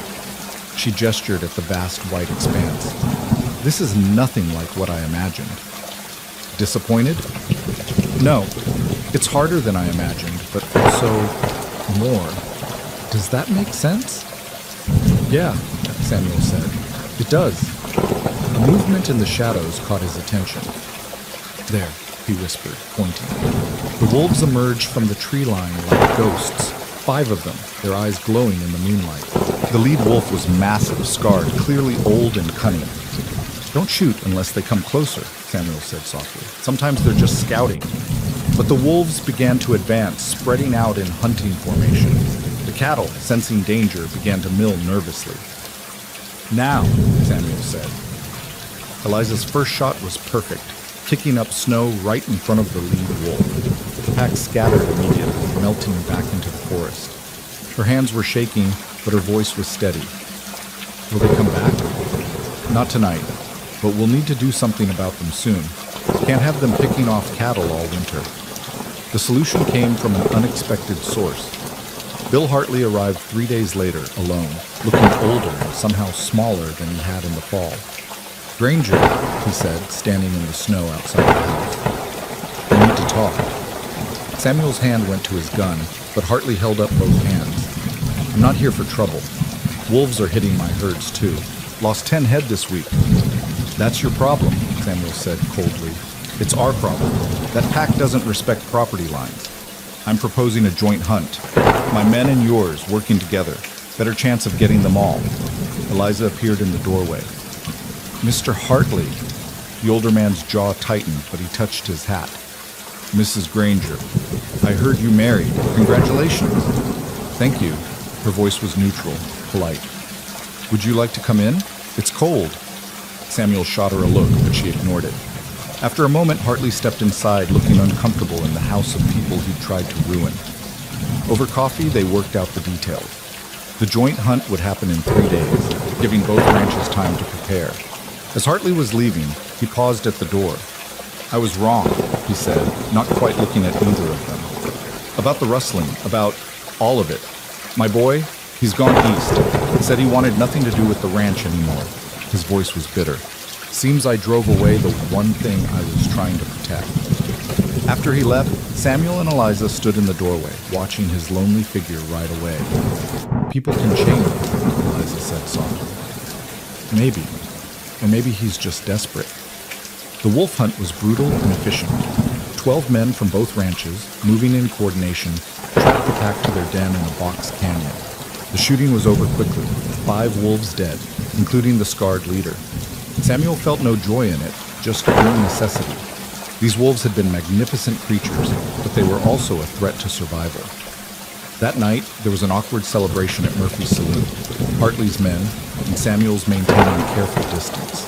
But whiskey has a way of breaking down barriers, and by midnight, Tom Bradley was arm wrestling one of Hartley's cowboys while others placed bets. "Strange bedfellows," Jake commented, joining Samuel in the bar. "Necessity makes compromises of us all," Samuel replied. He looked across the room to where Eliza sat with some of the other ranchers' wives who'd come to town for supplies. She was laughing at something Mrs. Patterson was saying, her face animated, belonging in a way that seemed both natural and miraculous. "You did good, boss," Jake said, following his gaze. "She's good for this place. Good for you." December brought deeper snow and a different kind of challenge. Margaret sent word that she was ill, nothing serious but enough that she needed help. Samuel couldn't leave the ranch, not with the weather so unpredictable. So Eliza went alone, taking the train from Cedar Creek. She was gone 5 days, the longest they'd been apart since she'd decided to stay. Samuel found himself walking through the house at odd hours, missing her presence in ways he hadn't anticipated. The house felt empty again, but different from before. Not the emptiness of death, but of temporary absence, which somehow was both better and worse. When she returned, coming through the door with snowflakes in her hair and her cheeks red from cold, Samuel pulled her into his arms without a word, held her so tight she gasped. "I missed you too," she said into his chest. That night she told him about Margaret's illness, just a bad cold that had settled in her chest, but also about the conversations they'd had. "She told me about Catherine's pregnancies," Eliza said carefully. "The 2 she lost before James." Samuel stiffened. "She had no right. She thought I should know, in case..." Eliza took a breath. "Samuel, I might be pregnant." The words hung in the air between them. Samuel felt something cold and hot at the same time flood through him. "How long have you suspected?" "A few weeks. I wasn't sure. Didn't want to say anything until..." She watched his face anxiously. Are you angry? No, God, no. He didn't know what he was. Terrified, hopeful, desperate, all of it at once. Are you sure? Pretty sure. Margaret confirmed the signs. Samuel sat heavily in a chair, his mind spinning. A baby. Another child. Another chance to lose everything. Samuel? Eliza knelt beside him, took his hands. Talk to me. I can't lose you, he said roughly. Not you too. You won't. You can't promise that. No, she agreed. I can't. But Samuel, we can't live our whole lives afraid of loss. That's not living at all. She was right, he knew. But knowing and feeling were different things. That night he held her carefully, as if she might break, until she laughed and told him she wasn't made of glass. Women have been having babies since the beginning of time, she said. I'll be fine. But Samuel had heard those words before, from Catherine, after her first loss, after her second. He'd believed them then, too. Christmas came with a break in the weather, unexpected sunshine that made the snow-covered ranch sparkle like diamond. Samuel had never been one for holidays, not since Catherine and James, but Eliza was determined. She decorated the house with pine boughs and ribbons, made cookies from recipes Margaret had given her, even convinced Samuel to help her pick out a small tree from the woods. This is silly, he said, but he was smiling as he said it, watching her tie red ribbons on the branches. Silly is good sometimes, she replied. Besides, next year there will be 3 of us. We should start some traditions now. Next year, 3 of us. The words should have terrified him, but instead, Samuel felt something else. A tentative hope, fragile as new ice, but there nonetheless. On Christmas Eve, they had dinner with the Hands who couldn't make it home. Tom Bradley, whose family was in Texas, and 2 others. Jake had gone to visit his sister, but he'd left a gift, a wooden cradle he'd been working on in secret. Jake knew? Samuel asked. Jake knows everything, Eliza said, running her hands over the smooth wood. It's beautiful. That night, as they lay in bed listening to the wind sing through the eaves, Eliza said, I have something for you. She pulled out a small package wrapped in brown paper. Inside was a watch, silver, with an inscription. For all our times to come, E. It was my father's, she explained. The one thing I didn't sell. I wanted you to have it. Samuel was quiet for a long moment. Then he got up, went to the dresser, pulled something from the back of a drawer. It was a small wooden box, worn smooth with handling. This was Catherine's, he said, opening it. Inside was a simple gold locket. She wore it every day.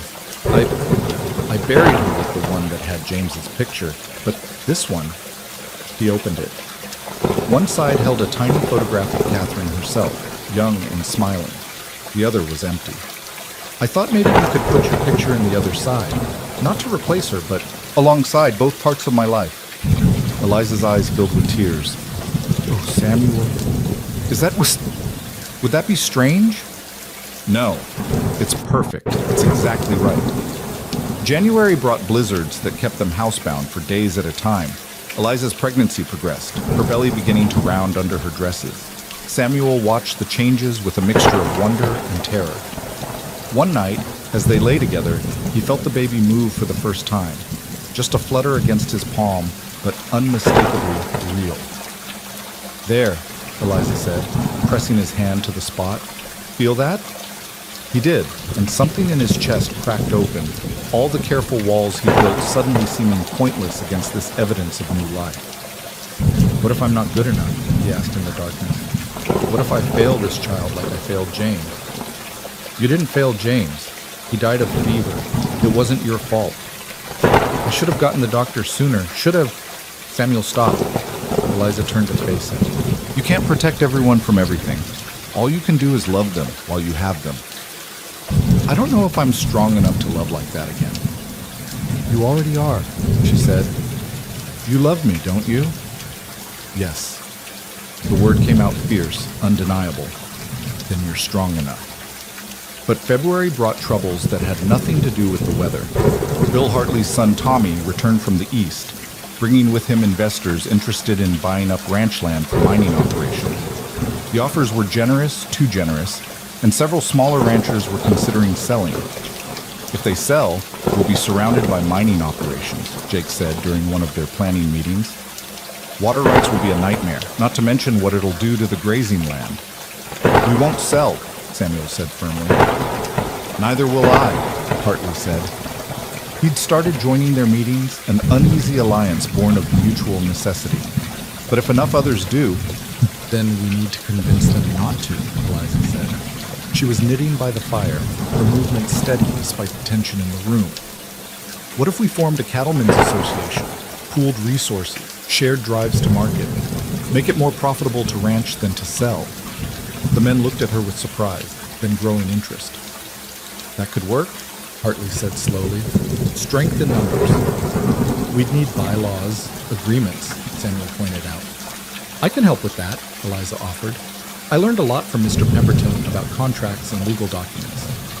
So, through the rest of February, as her belly grew rounder and the baby's movements grew stronger, Eliza worked on creating the framework for the Cedarwood Cattlemen's Association. She wrote letters, drafted agreements, hosted meetings where ranchers' wives served coffee and persuasion in equal measure. You're remarkable, Samuel told her one night, watching her work by lamplight, one hand on her belly, the other holding a pen. I'm practical, she corrected. This is our children's future we're protecting. Children, plural. Samuel's heart stuttered at the word, but he was learning to live with that particular fear, to let hope exist alongside it. The association was formalized in early March with 15 ranches signed on. Tommy Hartley's investors retreated, looking for easier prey, and for the first time, Samuel felt like they were building something larger than just their own survival. But as spring approached and Eliza entered her final months of pregnancy, Samuel's fears grew stronger. She was so small, and the baby seemed so large. The doctor from town, when he visited, was reassuring but careful. Everything looks fine, he said, but Mrs. Granger, you'll need to take it easier. No more working with the cattle, no more long days on your feet. Eliza chafed at the restrictions, but submitted when she saw how worried Samuel was. She spent her days sewing tiny clothes, preparing the nursery, Catherine's sewing room, transformed, and teaching Tom Bradley to read better. Never had much schooling, the young cowboy admitted shyly, but if there's going to be association meetings and such, I ought to be able to read the documents. It was during one of these lessons that Eliza's pains began. Samuel was in the barn when Tom came running. Boss, it's time! The next 12 hours were the longest of Samuel's life. The doctor came, Margaret arrived on the evening train, and still Eliza labored. Samuel paced the hallway, listening to her cries, feeling more helpless than he'd ever felt. She's strong, Margaret said, gripping his arm. Stronger than you know. Catherine was strong too, Samuel said bleakly. This isn't Catherine, this is Eliza. Different woman, different story. Just after midnight, a new cry joined Eliza's. High, angry, absolutely loud. Samuel's knees nearly buckled with rage. The doctor appeared in the doorway, smiling. You have a son, Mr. Granger. Healthy and loud. Samuel pushed past him into the room. Eliza lay propped against pillows, exhausted but radiant, holding a wrapped bundle. Come meet your son, she said. The baby was red-faced and wrinkled, with a shock of dark hair like Samuel's. When Samuel touched his tiny fist, the baby gripped his finger with surprising strength. What should we call him? Eliza asked. Samuel had been thinking about this for months, wrestling with the desire to honor the past while embracing the future. William, he said finally. William James Granger, after your father and... He swallowed. And his brother. Eliza's eyes filled with tears. It's perfect. As dawn broke over the ranch, painting the mountains pink and gold, Samuel sat beside his wife and new son, feeling something he hadn't felt in 4 years. Complete. Not the same completeness he'd known with Catherine and James, but a new kind, built on second chances and the courage to love despite the risk of loss. I love you, he told Eliza.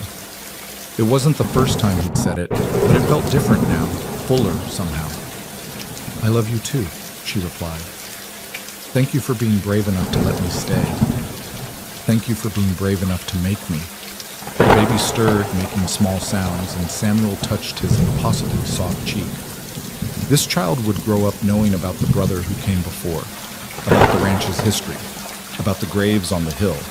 But he would also know about resilience, about love that persists despite loss, about the courage it takes to begin again. Outside, the ranch was waking up. Jake would be organizing the morning feeding, Tom would be checking the early calves. Bill Hartley would probably stop by later. He'd become an unlikely friend through their shared struggles. The association would meet next week to plan the spring drive. Life would go on, with its rhythms of work and rest, loss and renewal, sorrow and joy intertwined like prairie grass roots, impossible to separate. And in this house that had known such grief, a new story was beginning.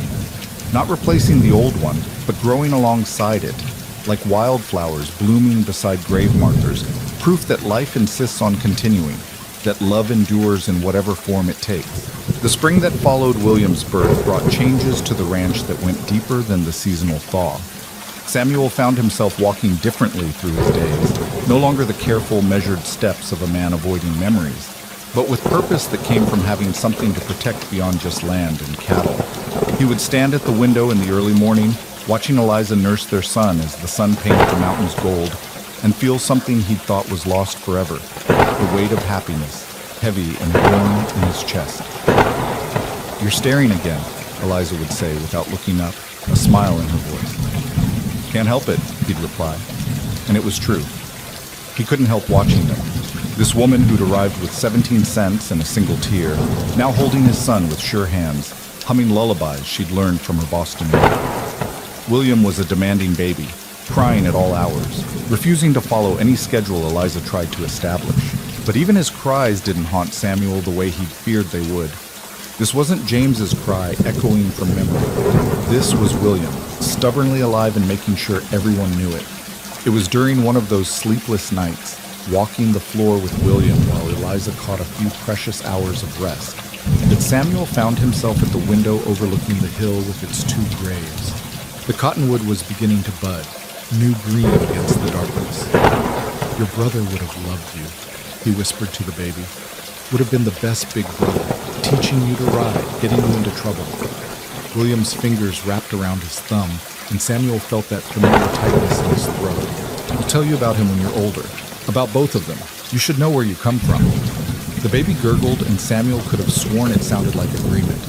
The spring cattle drive was approaching, and for the first time, Samuel was reluctant to leave. The drive to the railroad at Miles City would take 3 weeks, maybe more if the weather turned. "I could stay behind this year," he told Jake one morning as they reviewed the herd counts. "Let you take the lead." Jake looked at him sharply. "You haven't missed a drive in 8 years. Things are different now." "That they are." Jake glanced toward the house where Eliza was hanging laundry, William in a sling against her chest. "But boss, the men need to see you there, especially with the association's first coordinated drive. Hartley can't lead it alone." Samuel knew he was right. The association had agreed to combine herds for the drive, sharing costs and risks. It was a new way of doing things, one that required trust that was still fragile between former rivals. That evening, he discussed it with Eliza as she prepared dinner, William sleeping in the cradle Jake had made. "You should go," she said without hesitation. "This is important for our future. 3 weeks is a long time. I'll have Margaret. She's already planning to come stay." Eliza turned from the stove, touched his face. "Samuel, I knew what this life was when I chose to stay. The ranch doesn't stop for anything, not even babies." "You sound like Catherine," he said without thinking, then froze, worried he hurt her. But Eliza smiled. "Good. She sounds like she was a wise woman." The night before the drive, Samuel couldn't sleep. He stood over William's cradle, memorizing the curve of his cheek, the way his fists curled against his chest. At 2 months old, the baby was already showing personality. Stubborn like his father, Tom Bradley said, though Samuel suspected the stubbornness came from both sides. "Don't let him forget me," Samuel said to Eliza, who'd come to stand beside him. 3 weeks isn't long enough to forget," she assured him. "Besides, I'll tell him stories about his father every day. How you built this house, how you saved the ranch from rustlers, how you were brave enough to love again." "That was your bravery, not mine." "It was both." The morning of departure came gray and cool. Samuel kissed Eliza goodbye at the door. then kissed her again, unable to quite let go. "Go," she said, laughing even as tears gathered in her eyes. "Before I decide to be selfish and keep you here." The combined herd was massive, nearly 2,000 head from 8 ranches. Samuel rode point with Hartley, their past animosity set aside for the common goal. Behind them stretched a river of cattle, raising dust that could be seen for miles. "Never thought I'd be riding beside you peacefully," Hartley commented on the second day. "Things change," Samuel replied. "That they do. That wife of yours, she's got a way of changing things." "She does." Hartley was quiet for a moment. "My boy Tommy wrote. Says he's studying law back east. Wants to be a judge someday. That's good." "Well, maybe. Would have preferred he stayed. Took over the ranch. But young people got their own ideas these days." He glanced at Samuel. "Your boy will probably be the same. Have his own mind about things." "Probably," Samuel agreed, but he was smiling as he said it. The idea of William growing up to have his own mind, his own choices, was a gift he hadn't been sure he'd get to see. The drive went smoothly for the first week. The weather held, the cattle moved well, and the cooperation between the different ranch crews worked better than expected. Tom Bradley had become something of a leader among the younger cowboys, his reading lessons with Eliza giving him confidence to help with the record keeping. It was on the 8th night that trouble came. Samuel woke to shouts and gunfire. Scrambling from his bedroll, he saw riders circling the herd trying to cut out cattle in the confusion. "Rustlers," Jake shouted. 20, maybe more. This wasn't like the amateur attempt by Tom and Hartley. These were professionals, organized and armed. Samuel grabbed his rifle, joining the fight that was already spreading through the camp. The battle was chaos, cattle bellowing, men shouting, guns firing in the darkness. Samuel lost track of individual moments, focused only on protecting the herd, protecting his men. At one point, he found himself back-to-back with Bill Hartley, both of them firing at rustlers trying to flank them. "Just like the old days," Hartley shouted over the noise, and Samuel realized the man was actually grinning. Except then, we were shooting at each other. When dawn finally came, the rustlers had been driven off, but the cost was evident. 3 men wounded, including Tom Bradley, who'd taken a bullet in the shoulder. They lost maybe 50 head, scattered in the chaos. "Could have been worse," Jake said, helping bandage Tom's shoulder. "Could have been better," Samuel replied grimly. He was thinking of Eliza, of William, of what would have happened if that bullet had found him instead of Tom. They pushed on, reaching Miles City after 2.5 weeks. The cattle brought good prices. The combined negotiating power of the association proved its worth. Samuel found himself actually celebrating with the other ranchers, sharing drinks and stories in a way he hadn't in years. "To the association," Hartley toasted, "and to the women who pushed us stubborn fools into it." "To the women," the others echoed, and Samuel thought of Eliza, probably sitting by the fire now, William in her arms, waiting. He bought presents in Miles City, a music box for Eliza, a wooden horse for William even though the baby was too young for it, fabric for Margaret. The other men teased him about going soft, but there was no real mockery in it. They all understood how the world looked different when you had someone waiting at home. The return journey was faster without the cattle. Samuel pushed hard, eager to be back, and even the usually stoic Jake commented on the pace. "Ranch isn't going anywhere, boss." "I know, Samuel couldn't explain the urgency he felt, the need to see them, to confirm they were real and safe. When they finally crested the last hill and saw the ranch spread below, Samuel's throat tightened. Smoke rose from the chimney, laundry flapped on the line, and there was Eliza in the garden she'd planted, William in his sling, bent over what looked like young tomato plants.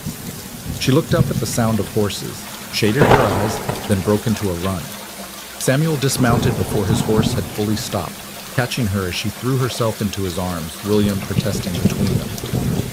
"You're back," she said into his chest. "You're back safe." "I'm back," he confirmed, then pulled back to look at William, who seemed to have doubled in size in 3 weeks. "Look at him. He's huge." "He eats constantly," Eliza laughed. "Margaret says he's making up for lost time, going to be bigger than you." That evening, after the crew had been fed and the stories of the drive told and retold, Samuel and Eliza sat on the porch, William sleeping in Samuel's arms. The sun was setting, painting everything gold and rose. "I have news," Eliza said. "Good news, I think. The Petersons, from the small ranch north of town, they're looking to sell. Already? They just started 3 years ago. Mrs. Peterson's mother is ill back in Ohio. They need to go back. They're asking a fair price, and Samuel..." She took a breath. "I think we should buy it." Samuel looked at her in surprise. "That's a big decision. It would double our grazing land, and with the association doing so well, we could manage it. Jake's been training Tom to take on more responsibility. We could hire more hands. You've thought this through." "I've had 3 weeks to think," she smiled. "Margaret helped with the figures." "It makes sense, Samuel, for William's future." Samuel looked down at his son, then out at the land stretching toward the mountains. 4 years ago, he'd been content to let this ranch slowly die with him. Now he was discussing expansion, planning for a future that stretched beyond his own lifetime. "All right," he said. "We'll look into it." Eliza kissed his cheek. "I knew you'd see sense." "You mean you knew I'd agree with you?" "Same thing." The Peterson ranch purchase went through in early summer. It came with its own challenges: fences to repair, wells to dig, a small house that would serve as quarters for the additional hands they'd need to hire. Samuel found himself busier than he'd been in years, but it was a good busy, purposeful rather than desperate. William grew the summer, learning to roll over, to grab at things, to laugh, a sound that never failed to stop Samuel in his tracks. The baby was fascinated by the horses, reaching for them whenever Samuel carried him to the barn. "He's going to be a horseman," Jake predicted. "Can see it in his eyes." "He's 4 months old," Samuel protested, but secretly he was pleased. He'd already picked out a gentle pony for when William was old enough. It was in August that Margaret arrived with unexpected news. She was engaged to a widower from Billings, a merchant named Charles Hammond, who had 2 young daughters. "At my age," she said, blushing like a girl. "Can you imagine? You're 36, not 90, Eliza laughed, bouncing William on her knee. "And you deserve happiness." "But Billings," Samuel said, "that's a full day's travel." "I know, but Charles can't leave his business, and I..." Margaret looked at them, her eyes filling. "I've been alone a long time. I want what you have, a partner, a family." Samuel surprised himself by standing and pulling his sister into a hug. "Then you should have it." The wedding was set for October, and Margaret threw herself into preparations with an enthusiasm that reminded Samuel of when they were children, before life had gotten so complicated. Meanwhile, the ranch thrived. The additional land from the Peterson place allowed them to increase the herd, and the association's second drive was being planned for fall. Eliza had started keeping bees, of all things, saying they needed them for the garden and might as well have honey to sell too. "You're turning us into an empire," Samuel teased one evening, finding her checking the hives and the ridiculous veiled hat she'd ordered from the catalog. "Hardly an empire, but maybe something that will last." She lifted the veil to look at him. "Something William can be proud of." It was that same week that Tom Bradley came to Samuel with his own news. "I'd like to court Jenny Morrison," he said, his face red but determined. "Jake's daughter." Samuel managed not to smile. He'd seen this coming for months. "Have you talked to Jake?" "Wanted to talk to you first, make sure it wouldn't cause problems with the ranch." "Tom, you're one of the best hands I've got. Jenny could do a lot worse." The young man's face lit up. "So you don't mind?" "I don't mind, but Jake might. Better bring your courage when you talk to him." As it turned out, Jake had seen it coming too. "Boy's got promise," he told Samuel later, "and Jenny's had her eye on him for a year. Might as well make it official." September brought unexpected challenges. A drought that had been threatening all summer finally took hold, streams running low, grass turning brown earlier than usual. The association met an emergency session trying to figure out how to manage water rights without starting the kind of range wars that had torn apart other territories. It was Eliza who suggested the rotation system. If we schedule water access, make sure everyone gets their fair share, we can make it through until the rains come. "That's assuming the rains do come," Hartley pointed out. "They always have before," Eliza replied with the confidence Samuel wished he felt. The system worked, mostly. There were disagreements, some heated arguments, but the association held. Samuel found himself mediating disputes, using skills he didn't know he had, finding compromises that kept the peace. One evening, exhausted from a particularly contentious meeting, he came home to find Eliza teaching William to crawl. The baby was up on all fours, rocking back and forth, his face screwed up in concentration. "Come on, sweet boy," Eliza coaxed. "You can do it." William lurched forward, more of a fall than a crawl, but Eliza cheered as if he'd run a mile. Samuel's exhaustion fell away as he watched them, his wife and son on the floor in the lamplight, making miracles out of ordinary moments. "How was the meeting?" Eliza asked, not looking up from William. "We didn't kill each other, so I'd call it a success." The bar for success is pretty low these days. She scooped up William, who was getting frustrated with his effort. "This drought has everyone on edge, including me," Samuel admitted, sitting down beside them. "If we don't get rain soon, we'll manage. We always do." She handed William to him. "Hold your son. It helps." It did help. William grabbed at Samuel's face, babbling something that might have been Papa, but was probably just sounds. Still, Samuel chose to believe it was intentional. "Your first word better be Papa," he told the baby. "Your mother's been coaching you to say Mama for weeks." "It's not a competition," Eliza said primly, then ruined it by adding, "But he'll say Mama first, I guarantee it." The drought broke in late September with a storm that was almost biblical in its intensity. Samuel woke to thunder that shook the house and lightning that turned night into day. William was crying, and Eliza was already up, trying to comfort him. "It's all right," she murmured. "Just rain. We need rain." But this was more than rain. By morning, the creek had jumped its banks and parts of the lower pasture were flooded. 2 calves were lost, swept away despite the men's efforts to save them. "From drought to flood," Jake said, surveying the damage. "Someone up there's got a sense of humor." But the rain had done its job. The grass greened up almost overnight, the wells refilled, and the tension that had been building in the community eased. The association's fall meeting was almost cheerful, ranchers joking about building arks and teaching cattle to swim. Margaret's wedding took place on a perfect October day, the kind where the sky was so blue it hurt to look at. Samuel walked her down the aisle of the Billings church, feeling the weight of their father's absence, but also a lightness he hadn't expected. "Be happy," he told her at the altar. "I already am," she replied, and he could see it was true.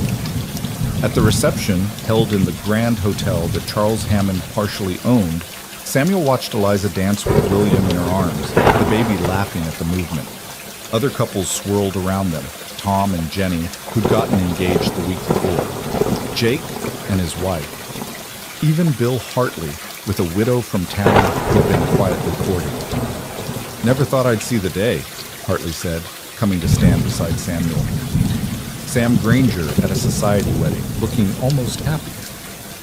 "Things change," Samuel said, his standard response to observations about his transformation. "They do indeed. That wife of yours, she saved us both, I think. Made us remember there's more to life than land and cattle." Samuel watched Eliza laugh as Tom Bradley attempted to teach her some complicated dance step. William still in her arms, perfectly content in the chaos. "Yeah," he agreed. "She did." That winter was milder than the previous one, which was fortunate because Eliza was pregnant again. This time, Samuel's fear was tempered with experience. He'd survived William's birth, watched his son grow strong and healthy. Maybe, just maybe, they could do this again. "A girl this time," Eliza predicted, her hand on her growing belly. "I can feel it."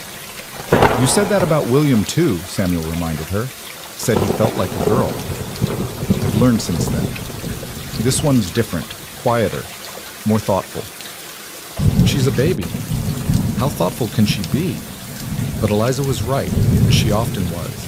When the baby came in March, after a labor that was mercifully shorter than William's, it was indeed a girl. She was tiny, perfect, with Eliza's auburn hair and a chin that was pure Granger stubbornness. "Catherine," Eliza said, looking at Samuel. "I'd like to name her Catherine, if that's all right." Samuel's throat closed entirely. He looked at this tiny girl, his daughter, then at his wife, who understood that honoring the past didn't diminish the present. "Catherine Elizabeth Granger," he managed, after both her mothers. Eliza's eyes filled with tears. Both her mothers, I like that. William, now a year old and walking with the determination of someone with places to go, was fascinated by his sister. He would stand by her cradle for long minutes, patting her head with surprising gentleness, saying, "Baby," over and over. He's going to be protective, Jake predicted. Can see it already. The ranch continued to prosper. The association's spring drive brought record prices, and several new families moved into the territory, drawn by stories of cooperation rather than conflict. The Peterson house had been fixed up and now housed Tom and Jenny Bradley, married that spring in a ceremony that had half the territory in attendance. Samuel stood on his porch one evening in late spring, watching the sun set over land that stretched as far as he could see. His land, doubled now, worked by good men, protected by cooperation with neighbors who'd become friends. Inside, he could hear Eliza singing to the children, William's voice trying to join in, Catherine's soft coos. 4 years ago, he'd stood on this same porch, ready to send away a woman he didn't want. Now he couldn't imagine life without her, without the family they'd built, without the future they were creating together. The graves on the hill were still there, still visited, still honored. But they no longer defined the boundaries of his world. That world had expanded to include new love, new life, new possibilities he'd never thought he'd want again. "Papa!" William called from inside. "Papa, come!" Samuel smiled and went inside where his son was building something with blocks, while Eliza nursed Catherine by the fire. It was an ordinary evening, unremarkable in every way except that it was his, theirs, real and present and alive with promise. "What are you building?" he asked William. "House," the boy said proudly. "Big house." "That's right," Samuel said, sitting down beside him. "We're building something big here, something that will last." Eliza looked up at him, that smile that had first caught him on the train platform, now familiar but no less powerful. "Yes," she said simply. "We are." Outside, the ranch settled into evening, cattle lowing, horses nickering in the barn, the endless Montana wind singing through the grass. Inside, a family that shouldn't exist, born of loss and accident and mail-order promises, continued the long work of building a life together, one ordinary, precious day at a time. The years that followed seemed to pass with the rhythm of the seasons themselves, each one adding layers to the life Samuel and Eliza had built together. Little Catherine grew from a quiet baby into a thoughtful child who would sit for hours watching her father work with the horses, her green eyes, so like her mother's, taking in everything with the seriousness that belied her young age. William, now 3, was her opposite in every way, charging through life with an enthusiasm that left them all breathless. "He's going to give us gray hair before we're 40, Eliza said one morning, watching William attempt to climb the corral fence to get closer to the horses. Samuel caught him just as he reached the top rail, swinging him up onto his shoulder. "You're already beautiful with gray hair," Samuel replied, noting the few silver strands that had appeared at Eliza's temples since Catherine's birth. "Flatterer," she said, but she was smiling as she shifted Catherine to her other hip. "Don't think sweet words will make me forget you promised to fix the chicken coop today." It was true. The chicken coop had needed repairs for weeks, but there was always something more pressing. The ranch had grown to the point where Samuel had hired 2 more permanent hands, and even then they were stretched thin during busy seasons. That afternoon, while Samuel worked on the coop with William helping by handing him nails one at a time with great ceremony, Jake rode up with news that would change everything. "Railroads coming through," he said without preamble. "Not just a spur line to Miles City, full trunk line right through Cedar Creek." Samuel straightened, hammer still in hand. "When?" "Year, maybe 2. They're already buying up land for the right-of-way." Jake's weathered face was grave. "This changes things, boss. Changes everything." He was right. A railroad through Cedar Creek meant they wouldn't have to drive cattle to Miles City anymore. It meant the town would grow, bringing new businesses, new people, new opportunities, and new problems in equal measure. That evening, after the children were asleep, Samuel and Eliza sat at the kitchen table with maps and ledgers spread before them. "We should buy more land," Eliza said. before the prices go up. We're already stretched with what we have. Then we take on partners. Tom and Jenny have been saving. Jake's been talking about wanting his own piece of land for retirement. We could create something bigger, Samuel. A real legacy. Samuel studied his wife's face in the lamplight. 5 years of ranch life had changed her. Her hands were rougher, her face sun-touched despite the bonnet she wore. But the determination in her eyes was the same as that first day on the platform. "You're thinking of something specific," he said. She pulled out a piece of paper covered with her neat handwriting. "The Hendricks place is for sale. So is the old Barton spread. If we could acquire both, combine them with what we have, that would make us one of the largest operations in the territory." "Yes." She met his gaze steadily. "Is that so bad?" Samuel thought of his father, who'd always dreamed of building something that would last generations. Thought of the graves on the hill, of the children sleeping upstairs, of the future spreading out before them like the prairie itself. "No," he said finally, "it's not bad at all." The negotiations took months. Samuel found himself traveling to Helena to meet with bankers, something that would have been unthinkable even a year ago. Eliza managed the ranch in his absences with an efficiency that impressed even Jake. "She's got a better head for business than most men I know," Jake told Samuel after one trip. "Negotiated a deal with the Army Post for beef supply that'll keep us profitable, even if cattle prices drop." It was during one of these trips to Helena that Samuel received word that would test their still fragile prosperity. Bill Hartley had died suddenly, leaving his ranch in chaos. His son Tommy had returned from law school but had no interest in ranching. He wanted to sell, quickly, to pay off debts his father had hidden. "I could go back east, start practicing law properly," Tommy told Samuel when they met to discuss it. "But I need a fair price, Mr. Granger. Despite everything, I need that." Samuel looked at this young man who'd once tried to steal his cattle, who'd grown into someone trying to make amends for old sins. "I'll see what I can do." The solution came from an unexpected source. The Cattlemen's Association, which had grown to include most of the territory's ranchers, pooled resources to buy the Hartley Ranch collectively. It would be managed jointly, with profits shared according to investment. It was a radical idea, but one that Eliza had been quietly promoting for months. "Cooperation instead of competition," she said the night the deal was finalized. "Imagine what our children could build on that foundation."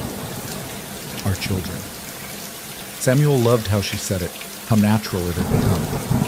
William was teaching Catherine to walk, holding her hands as she took wobbling steps across the kitchen floor. When she fell, which was often, she'd pull herself up immediately, jaw set in determination. "She's got your stubbornness," Samuel told Eliza. "And your refusal to give up," Eliza countered. The railroad arrived ahead of schedule, the crews working through the winter of 1878 despite brutal conditions. Samuel hired some of the workers during their off hours to help with construction on the ranch.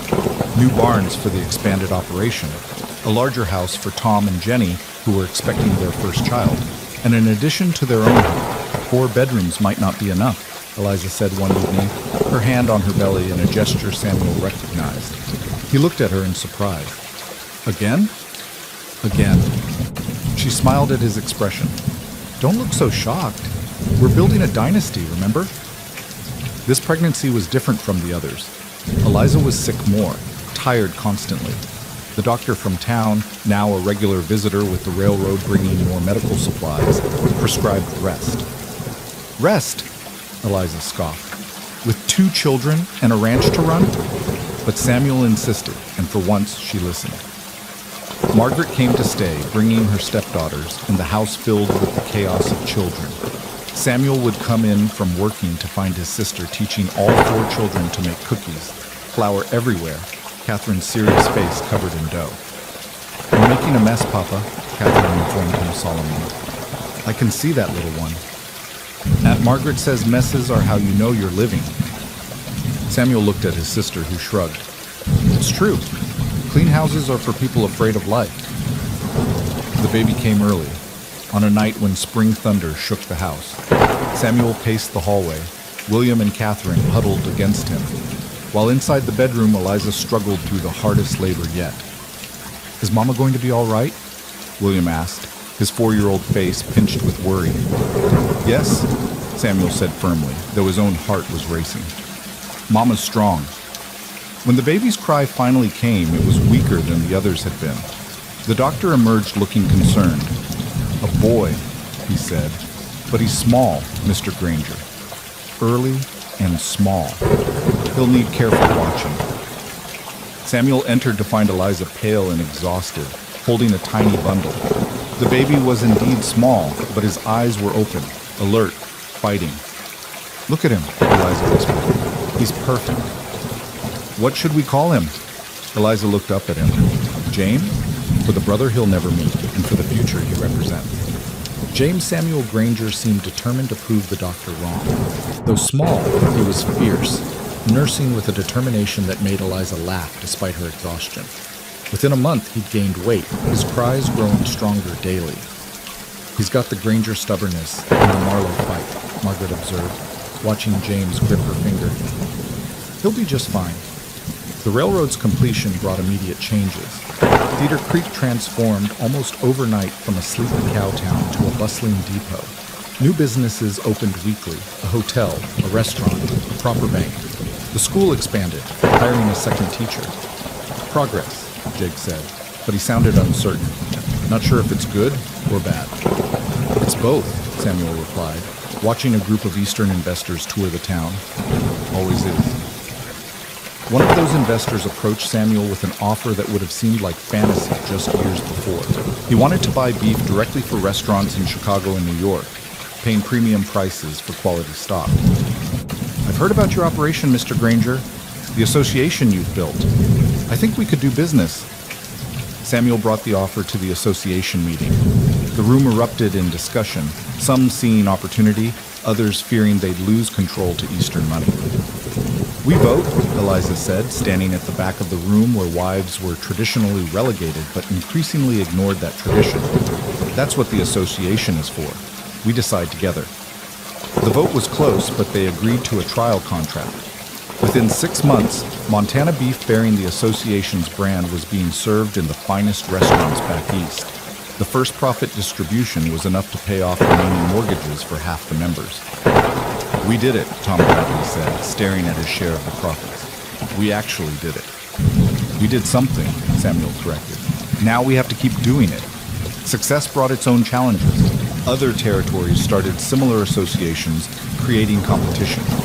The increased prosperity attracted less savory elements, gamblers, con men, and worse. Samuel found himself serving on the town council, helping establish laws for a community growing faster than anyone had anticipated. It was William who first noticed the strangers watching their house. He was 5 now, sharp-eyed and protective of his younger sibling. "Papa," he said one evening, tugging on Samuel's sleeve. "There's men by the barn. They've been there all day." Samuel investigated carefully, finding evidence of surveillance, cigarette butts, boot prints in strategic positions. Someone was watching them, learning their routines. "Probably nothing," he told Eliza, but he started wearing his gun again, something he hadn't done regularly in 2 years. The threat materialized a week later. Samuel was in town for a council meeting when Jake rode up, his horse lathered with sweat. "Boss, you need to come, now." Samuel's blood went cold. "What happened?" "Men came to the house, 4 of them, Mrs. Granger." Jake's voice was tight with admiration and worry. "She held them off with the shotgun, but they're still there. Want to talk to you about selling." Samuel rode harder than he'd ever ridden, fear and fury battling in his chest. He found 4 men on his porch, Eliza visible through the window with the shotgun trained on them. The children were nowhere to be seen, hidden, he hoped. "Gentlemen," Samuel said, his voice deadly calm, "you have 30 seconds to get off my property." The leader, a soft-looking man in an Eastern suit, smiled unctuously. "Mr. Granger, we represent a syndicate interested in purchasing your operation. Our offer is generous. Not interested." "You haven't heard the number." "Don't need to. This ranch isn't for sale." The man's smile hardened. "Everything's for sale, Mr. Granger. It's just a matter of price, or pressure." The threat was clear. Samuel's hand went to his gun, but Eliza's voice stopped him. "Mr. Whoever you are," she called through the window, I've got both barrels loaded, and I'm a very good shot. My husband asked you to leave. I won't ask as nicely." Tom Bradley and 3 other association members appeared then, having been alerted by Jake. They were armed, faces grim. "Problem here, Sam?" Tom asked. The Eastern man looked at the gathered ranchers, calculating odds. "No problem. We were just leaving. But, Mr. Granger, you should reconsider. The world is changing. Small operations like yours can't compete with progress. Watch us," Samuel said. After they left, he found Eliza in the kitchen, hands shaking as she set down the shotgun. The children emerged from the root cellar where she'd hidden them. "Mama was brave," Catherine said, clinging to Eliza's skirts. "She told the bad men to go away." "Yes," Samuel said, pulling his whole family into his arms. "Mama was very brave."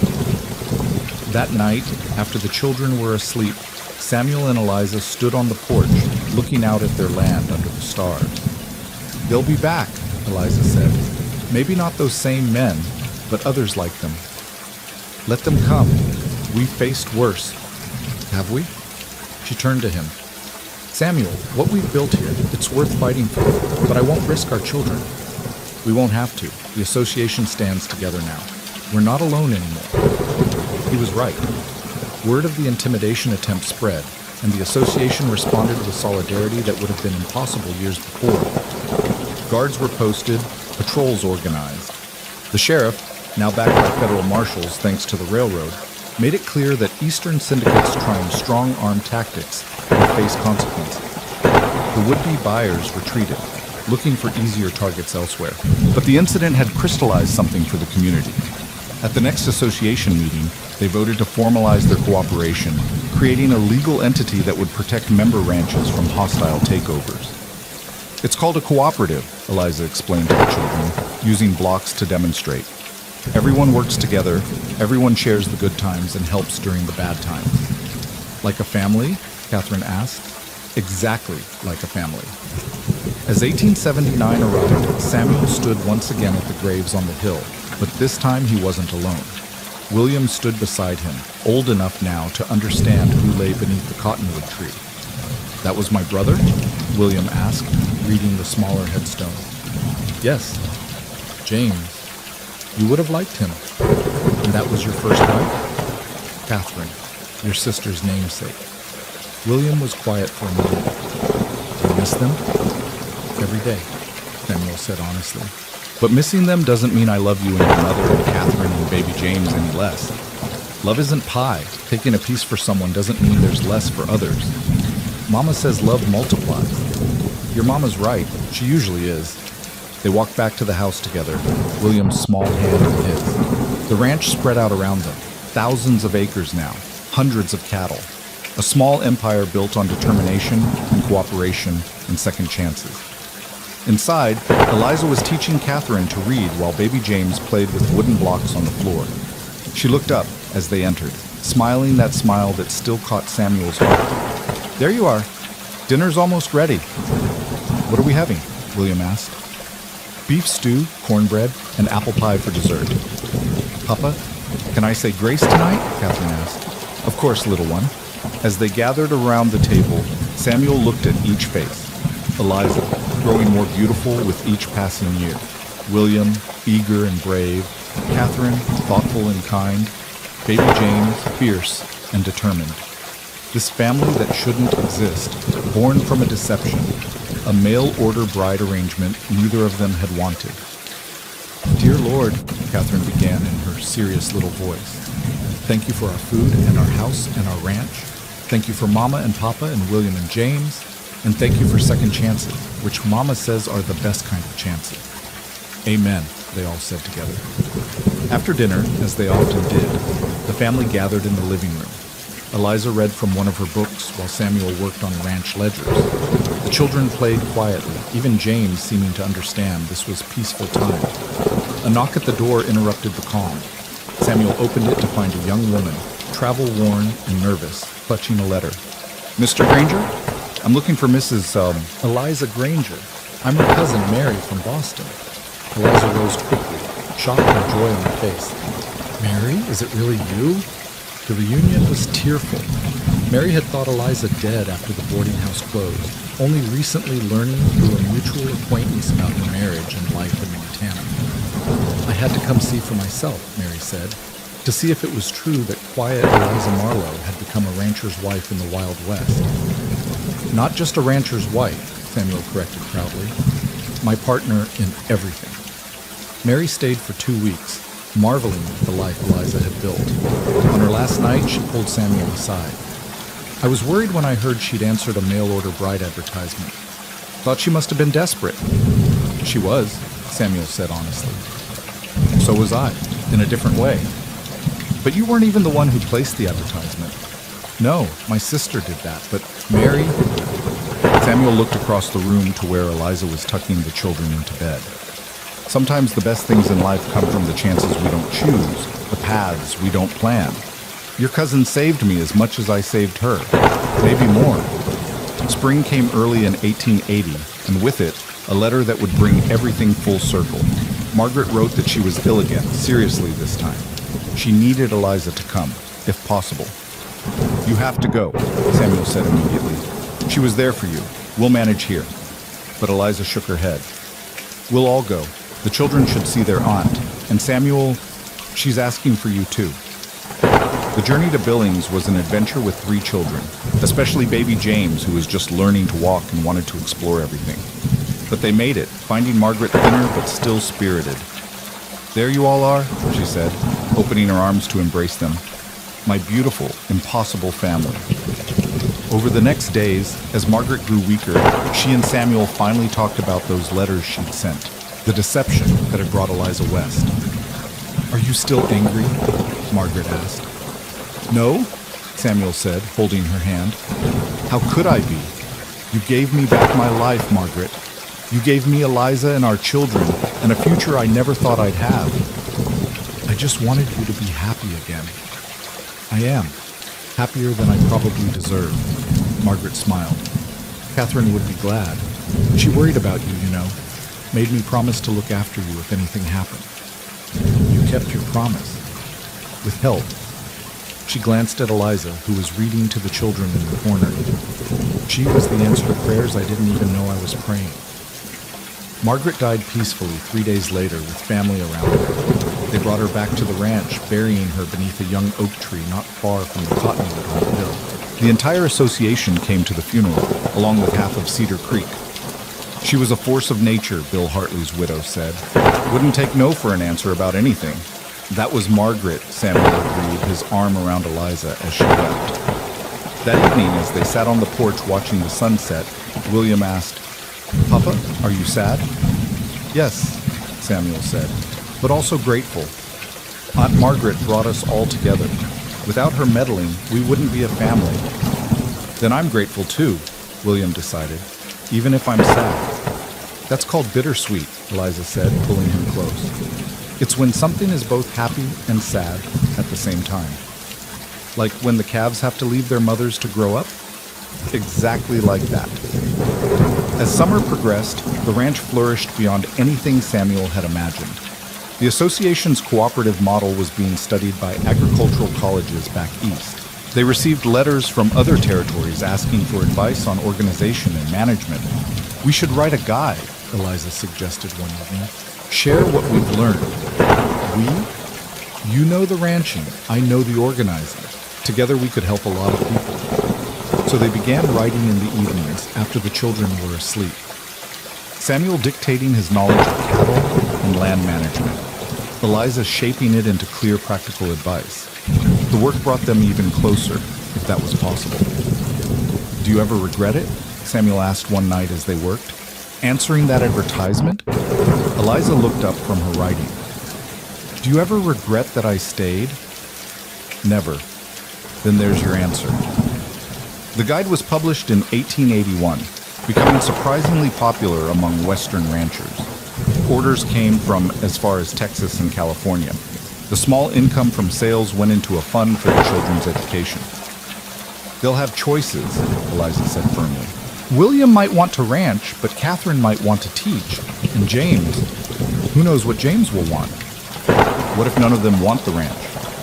Eliza was quiet for a moment. Then we'll have built it for the building, not the keeping, and that's enough. But as Samuel watched William, now 7, riding beside Jake with natural ease, and Catherine, 5, keeping perfect count of the chickens, and James, 2, already trying to follow his brother everywhere, he suspected the ranch would stay in the family. Not because it had to, but because they would choose it. The seasons turned, each one adding its layer to their story. The house expanded again to accommodate a 4th child, Margaret Eliza, born in 1882 with her grandmother's fierce spirit and her mother's green eyes. The ranch grew too, but more importantly it deepened, roots going down into the Montana soil like the cottonwoods along the creek. One evening in late summer, as Samuel helped Eliza with the dinner dishes while the children played in the yard, she said, "I've been thinking about that day at the train station." "Which part? When I was planning to send you away or when you cried?" "When I stepped off that train with 17 cents and no idea what would happen next." She dried a plate thoughtfully. "I was so scared, Samuel, but also hopeful. Like something inside me knew this was where I belonged, even when everything seemed wrong. And now?" She looked out the window at their children. William teaching James to lasso a fence post, Catherine reading to baby Margaret under the apple tree that had grown from seeds Eliza planted their first year. Now I know that sometimes the best journeys are the ones we never planned to take. Samuel pulled her close, this woman who'd arrived as a stranger and become his whole world. "I love you, Eliza Granger. And I love you, Samuel Granger, even if you did try to send me away." "Best failure of my life," he said, and meant it. As the sun set over the ranch, painting the mountains purple and gold, Samuel thought about the twists of fate that had brought them here. Margaret's deception, Eliza's desperate hope, his own stubborn resistance that had crumbled at the sight of a single tear. All of it had woven together into something stronger than any of them could have imagined. The graves on the hill were still there, still honored, but they were no longer the end of the story. They were part of it, yes, but not the final chapter. That was still being written, day by day, season by season. And the laughter of children, the partnership of Mary, the community of neighbors, and the endless, beautiful work of building a life on the frontier. Tomorrow would bring new challenges, always did. Markets would fluctuate, weather would threaten, children would grow and change and leave and return. But tonight, with his family safe under his roof and his wife beside him, Samuel Granger was exactly where he belonged. Not the life he'd planned, but the life he'd been given, and that had made all the difference. The story that had begun with a tear on a train platform had become something larger, a testament to the power of second chances, the courage of starting over, and the truth that sometimes the very thing we think we don't want is exactly what we need. And in the growing dusk of a Montana evening, with the first stars appearing overhead and the sound of children's laughter floating on the wind, it was more than enough. It was everything.